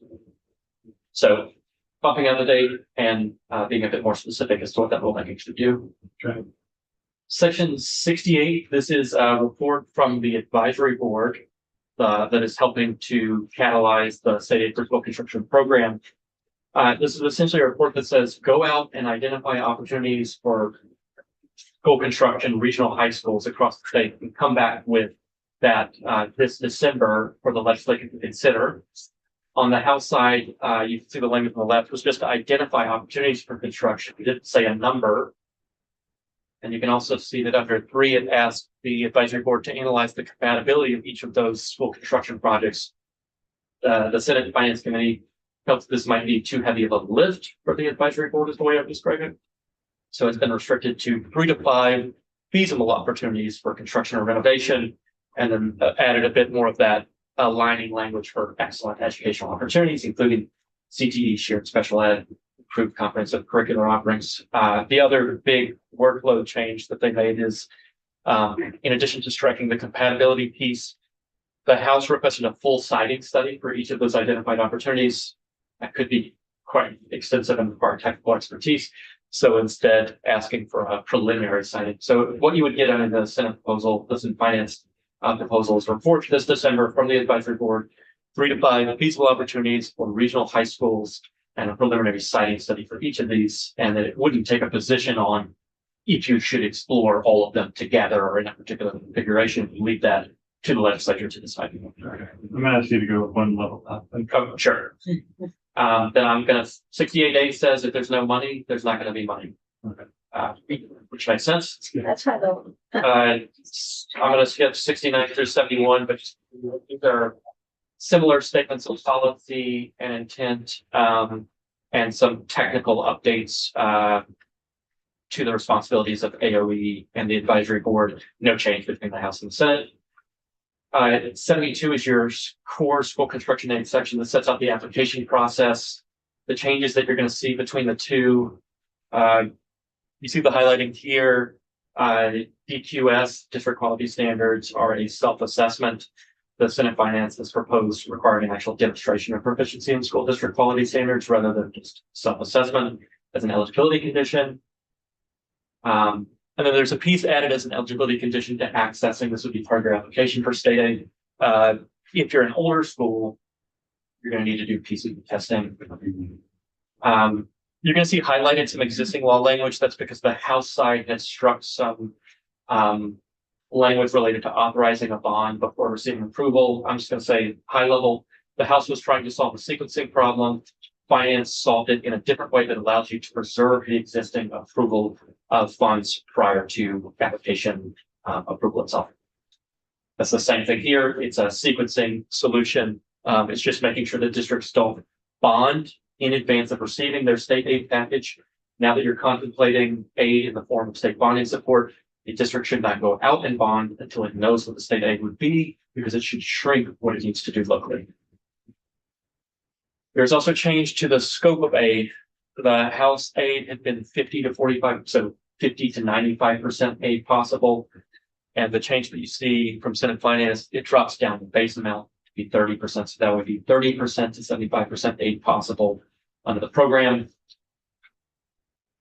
I know I'm going really quick. Subdivision C is trying to address the uniqueness of the state bonding support proposal. And this is language that says the treasurer, in consultation with CDAC, who recommends those biennial recommended total geo bonding that the state should do without impacting its credit rating. They need to come back and recommend what the state should do in annual bonding support, and also in that debt service subsidy aid. Senate Finance proposal is pretty obvious, as it asks for that on an annual basis. Aren't they already doing that? What's the House is different than? So what is it's unclear in the House language here whether or not that would be an annual recommendation. That might be logical for it to be the case. If you're pointing out that CDAC already biennially provides a recommendation on total bonding support, that is true. But what this is asking for is a bit more specific. It's saying the premise of the idea that you could leverage more state bonding support is essentially that the state has taken a conservative position on how much bonding you can do. And it's asking CDAC to say, could more be offered without hurting the state's credit rating? Could additional state bonding capacity be offered to support it annually instead of biennially? I think that's a fair point. You could say, why isn't this just biennially? In any event, if you're offering aid, you're going to need to know long-term a fairly stable number anyway, because if you said it's 100 million this year and you dropped it down to 50 million the next year, you might not have the aid that now sort of feel entitled to. So that's the thinking there. Section 73 is repealing a provision of the state aid for school construction section that prohibits aid for going projects resulting from significant deferred maintenance. That might include aid to every project. So that's repealed. Section 74, legacy debt aid. So this is a pretty big piece I do want to flag. The House proposal had 100% aid for all school construction as of December 31st, 2025.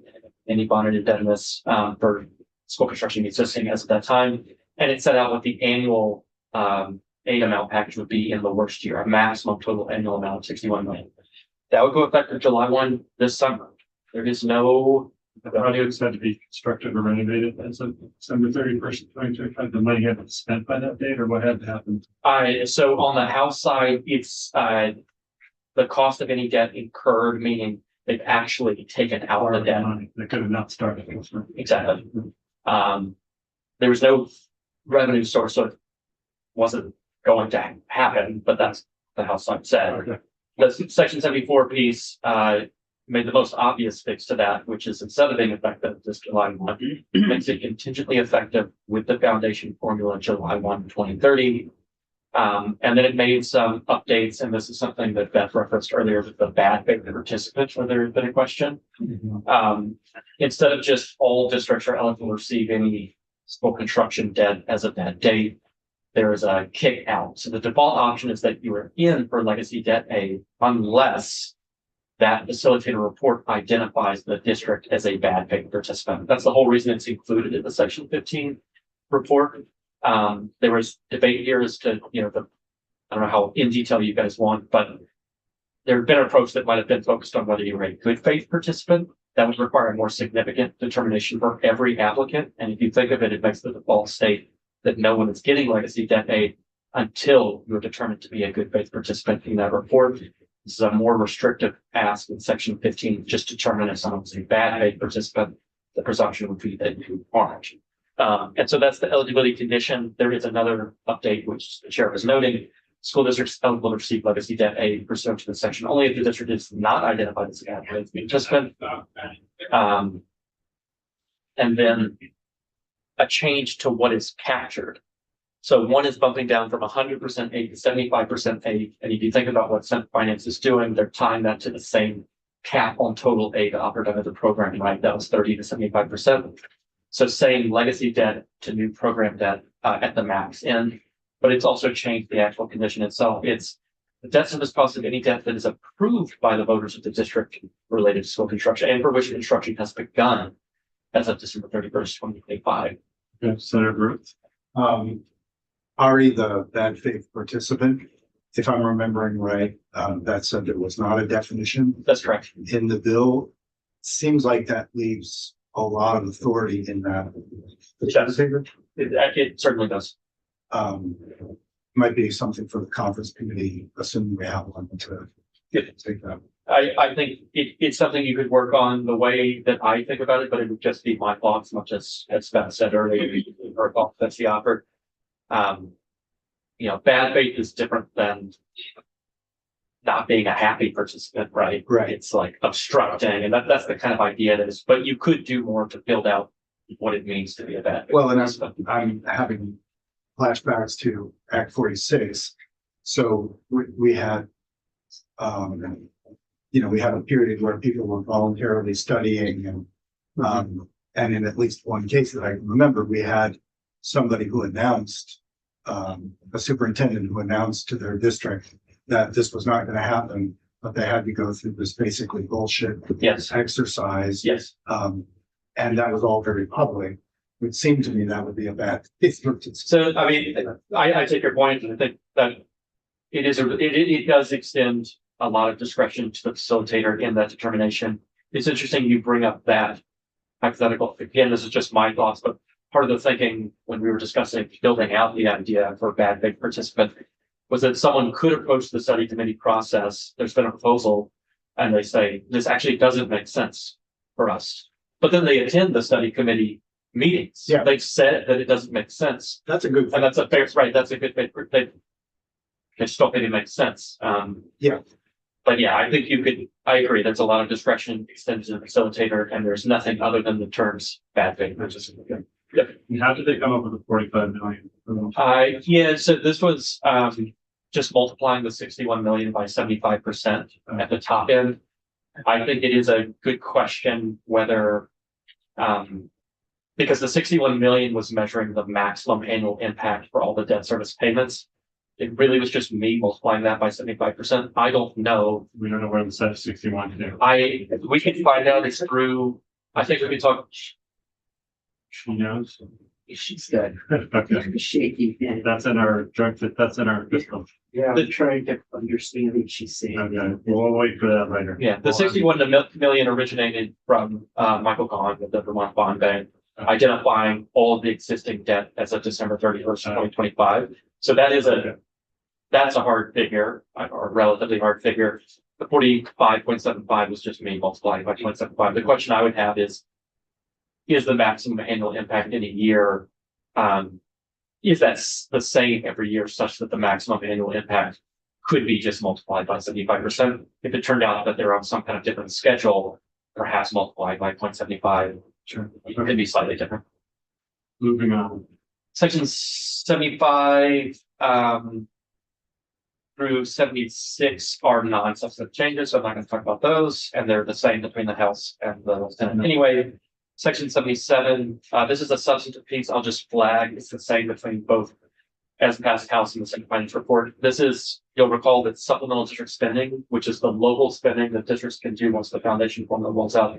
If it does, has a cap on how much you can do. That's the 5% cap I'm sure you guys have heard about. This is a substantive amendment to that cap to say that capital debt expenditures, your annual debt service costs will not be counted toward 5%. And if you think about it, you may have ongoing annual debt service costs that extend into when the foundation goes out. And that also helps to tee up the next sections, which are really hard to walk through. So I'm just going to describe high level what they do without. Highest possible. 77A talks about the language that is provided to school districts when they authorize bonding. And when they authorize bonding, they just authorize a cap. They don't issue the bond, right? This is language that updates the language that goes out to voters when they examine this to try to say, know that you're going to have an ongoing annual cost. It's going to be covered through your supplemental district spending tax rate. And when you authorize it through your supplemental district spending, you're only going to authorize it one time. You're not going to authorize it annually, unlike most supplemental district spending. That's what 77A does. It is also essentially what 78 does. It tries to give voters information upon authorizing supplemental district spending, 2 different ballots. One for that one-time authorization for ongoing school construction costs, and one for normal everyday supplemental district spending. Both of these sections together are trying to give voters clear information. They're taking on a long ongoing obligation. Okay, we're at a school construction section. 79 repealed and replaces the ballot language with what you just saw. Sections 80 through 83 update the transitions of Act 73. There's no substantive change. It just aligns the years with the new timeline with the foundation formula. Instead of FY29, that's FY31. Section 84 is much the same. It's a delay in a tax report on an alternative homestead exemption structure that was due at the end of this year. With the delayed timeline, it's now bumped out to 2028. Section 85 is a change to the Ed Fund Advisory Committee, and the new piece that we'll see, and I think one of the members of this committee was considering language around this, that one of the directives to the Ed Fund Advisory Committee would be to annually recommend the appropriations, required to fully fund the educational opportunity payments under the foundation formula for the current and upcoming fiscal years. This would really be multiplication task. So you would get to see, did the General Assembly appropriate enough funds for the current year, and will it be appropriating sufficient funds for the upcoming? That is it. I think we've talked about the effective dates throughout, and it would be a nightmare to try to walk through that. Yeah, we don't want nightmares or Sharknado. That's it for me. Okay, thank you, John. Julie's ready. Come on. Yes, please. Hello, Julie today. Hello. Fiscal note is posted on the committee page under my name. Do you want me to also share it on the screen? If it's easy to do so. Sure. We have some screen challenge senators in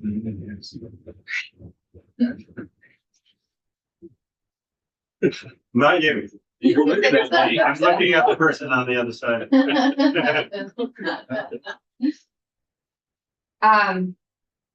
So I'll be presenting the fiscal note, and it is a team effort. There are more than one CFO folks who have worked on this.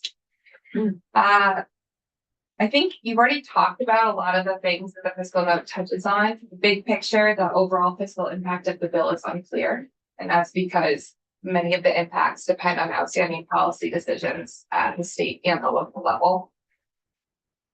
There are some known fiscal impacts for fiscal year 2027, so we can talk through those first and then either go through the fiscal note section by section or touch on a few of the pieces you may be more interested in. So I'm going to just go straight to the table summarizing the known fiscal impacts for 2020 FY27. This is on page 2. So the first piece, this was spoken about by Beth. This is those costs that are funded through existing appropriations. So you'll recall section C103 of the budget took the appropriation to the AOE in Act 73, pulled back some of those funds and held them for the uses to be amended in 855. And so of that, approximately 1.4 million that exists within C103, that's sort of the box for this bill to play with of the existing appropriations. Section 4, the CISA grant program. So this is the funding to issue those grants to CISAs. It's being funded by 2 existing appropriations. One is a previously appropriated 60,000 from the Ed Fund to AOE in FY25. This was for when you passed the BOCES bill and you set aside monies. That's the remaining funds that are still in that appropriation, and then an additional 30,000 from that Section C-103 funds.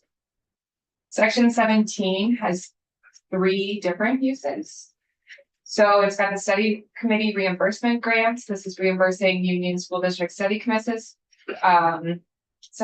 for incurred expenses. This would be 210,000. There are 18 study committees, or recommended study committees, but it's up. That could be more study committees. So this is a little bit broader. There's also the facilitator funding, so funding to hire 8 facilitators for the study committees. And the current BOCES that exist may retain up to 32,000 for administrative costs, for a total of 441,000, also from the Section C-103 money. Lastly, the CISA executive director grants. This is for assisting with the hiring of those executive directors, 300,000, also from the C-103. So in sum, that's total cost funded through existing appropriations of 1.042 million. The executive directors, is there any sense of what their pay scale would be? So this funding would not be for paying their salaries. Understood. I was just wondering in the committee if there have been. I don't know, perhaps Beth knows. Beth St. James, Office of Legislative Counsel. I don't know. I think the thought was it was $50,000 per new CSA towards hiring a new executive director. But that would be partial. They would be part-time employees, right? I don't know. I think they are likely to be full-time employees, but I really don't know. I think when I say towards their salary, it's to represent that. I don't think we know what the salary would be. And would it be, is the anticipation that it would all be state funding, or the funding for the salaries would be supplemented by other sources? CSAs themselves, the enabling language in Chapter 10 of Title 16 that is the enabling language for BOCES right now that we're changing to CSAs with this bill, requires each individual, basically CSAs are funded through a combination of member district dues and service fees. Eventually, I believe the goal with CSAs would be that they're almost completely self-funded based on their service fees, but they're not going to have that to start. And so there is language that allows them to charge member fees. There is nothing in Chapter 10 right now or in H 955 that contemplates additional state funding beyond the fees, the services, and this, correct? Okay. Moving on. Okay.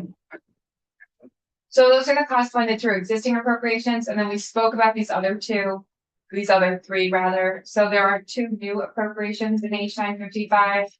There's the 75,000 to JFO for the pre-K financing report. It's one time from the general fund in FY27, and then another one-time appropriation from the general fund. This one to AOE in FY27 for the 4 limited service classified positions, and that would be 500,000 rated. And then lastly, of these known FY27 impacts, the Section 66A has the 1 million transfer from the general fund to the school construction needs special fund for awarding grants through the facilities master plan grant program. This is what we were talking about a while ago. Recall you have the 1.5 million that was set aside in the budget. And of course, this adds up to 1.575 million, which was an oversight. So I believe the proposed amendment would be to reduce this transfer from 1 million to 900,000. And that way it would all fit. Okay.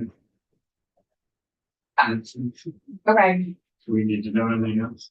Do you have a group table of the unknown? Yeah, so I would say the remaining That's what the rest of them. 11 pages, or actually the remaining 9 pages of the fiscal note are going sort of section by section with potential fiscal impacts of each section. I don't think we need to walk through all of these unless that's helpful. I could. We went through the sections already. You went through the sections. There's a couple of pieces that I would just draw your attention to. Okay. And related to a couple of the questions that you raised. I know I'm scrolling, so avert your eyes if that's uncomfortable. We're gonna first go to section 35. This is within the regional assessment district, so this is what Kirby was talking about. Of course, we don't know the overall impact of estimating the or establishing the regional assessment districts. There's a chance if the frequency of reappraisals increases, additional costs may occur. If they're more efficient, then there could be savings. I wanted to draw your attention to section 35, which would establish the state would provide a payment for the full reappraisals. The annual fiscal impact of this would depend on the full cost of the reappraisals and the timing of reappraisals. So as Kirby mentioned, there's going to be, I believe, 6 RADs. And so they're not all going to be reassessing at the same time. The fund of this cost is unclear. We know that in 2027, there's 280 parcels in the state that would have been eligible for a payment. So that's the total number of parcels in the state. If all of them were to receive the maximum amount of funding for reappraisal costs, it would be 22.5 million. And we know they won't all be reappraised. It'll be probably a 1/6 of that. It's like 6 of that, pretty close to what we're spending now per year on reappraisal like that. Because didn't we take out of the pilot fund $3.8 million? That's for reappraisal costs. I would need to follow up about the pilot fund. I don't know if Amy knows. That's just the planting what was already. Yeah, it was, Yeah. it used to be general fund, Yeah. but it wasn't the number like 3 point Yes, yeah. something, so that's close to 6. So this is not striking all of the current funding of reappraisals in the state. So So this that's is do the so- plus this, This is correct. but that money would cover something else because they're covering reappraisal. So right now, the state is not covering the full reappraisal of a municipality. It's paying municipalities for the upkeep of grant list. And that's all that. And they need that, it's references reappraisals because they need to update the grant list for reappraisal. Correct. So vice versa. Okay, And this is still multiple years out that this will actually come into effect, which is why it's not known for 2027. And then I wanted to briefly, of course, we can talk about any of this, but it seems like you've talked through all of it. With respect to school construction, just flagging the cash fund. General fund transfer to the cash fund being calculated at 4% or less. The last year's general fund appropriation plus the amount necessary to fund the general obligation debt service. So an increase to the general obligation debt service due to increased bonding for things such as school construction would reduce the amount available transfer to the cash fund. But this bill is not increasing the general obligation for school construction. It's just sort of opening that. so it's good, it's just CDAC recommended. And we go through and bond it.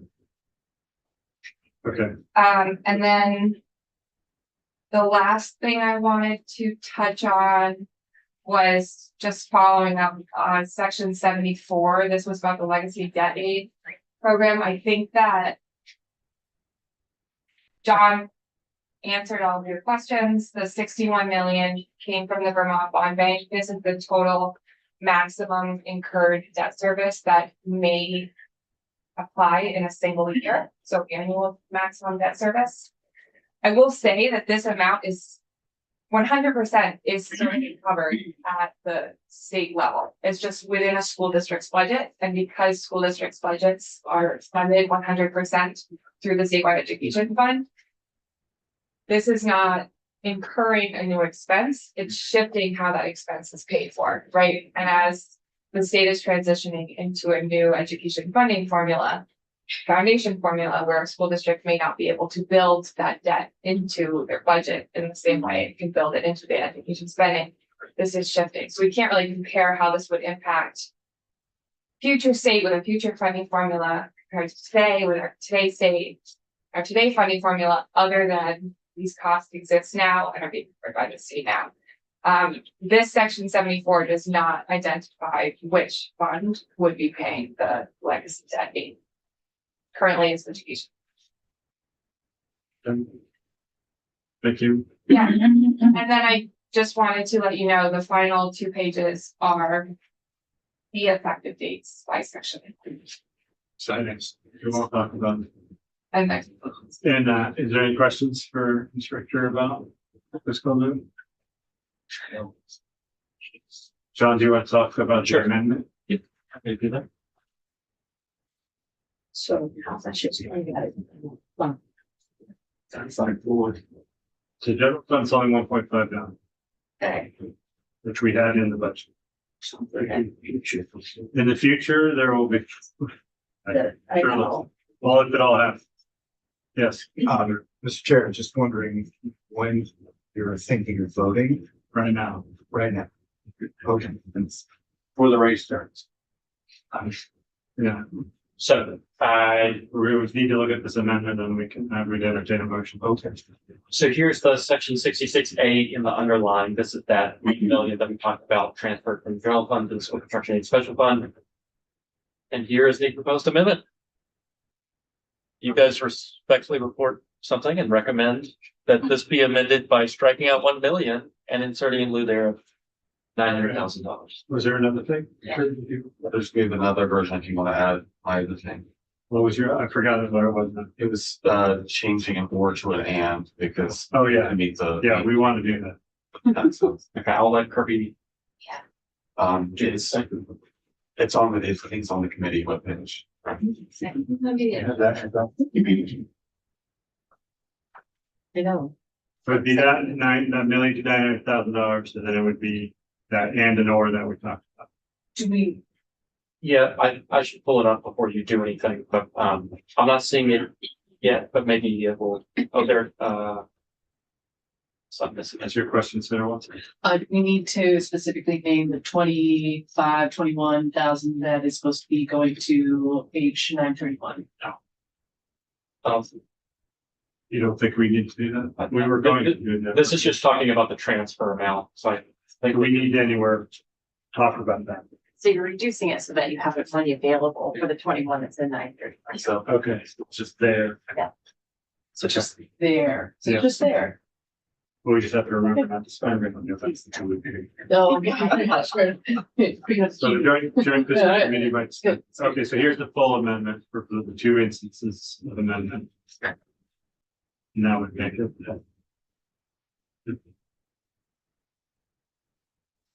They have to default conditions, not one of the 2 conditions.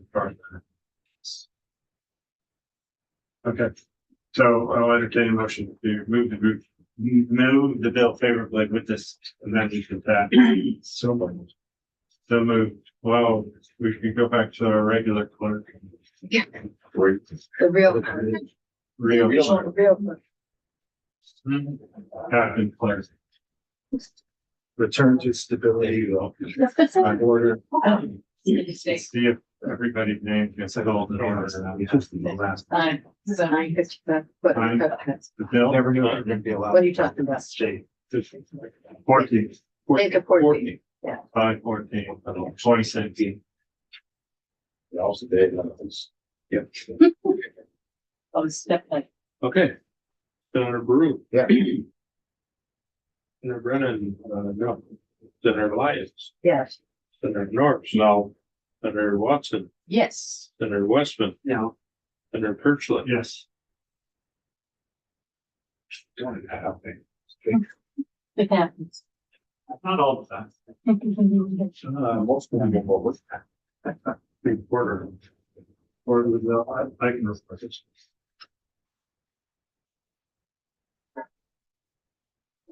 Don't have a teacher do it. But it is education. Oh, that's how I got We that. broke around the, all our rule. Okay,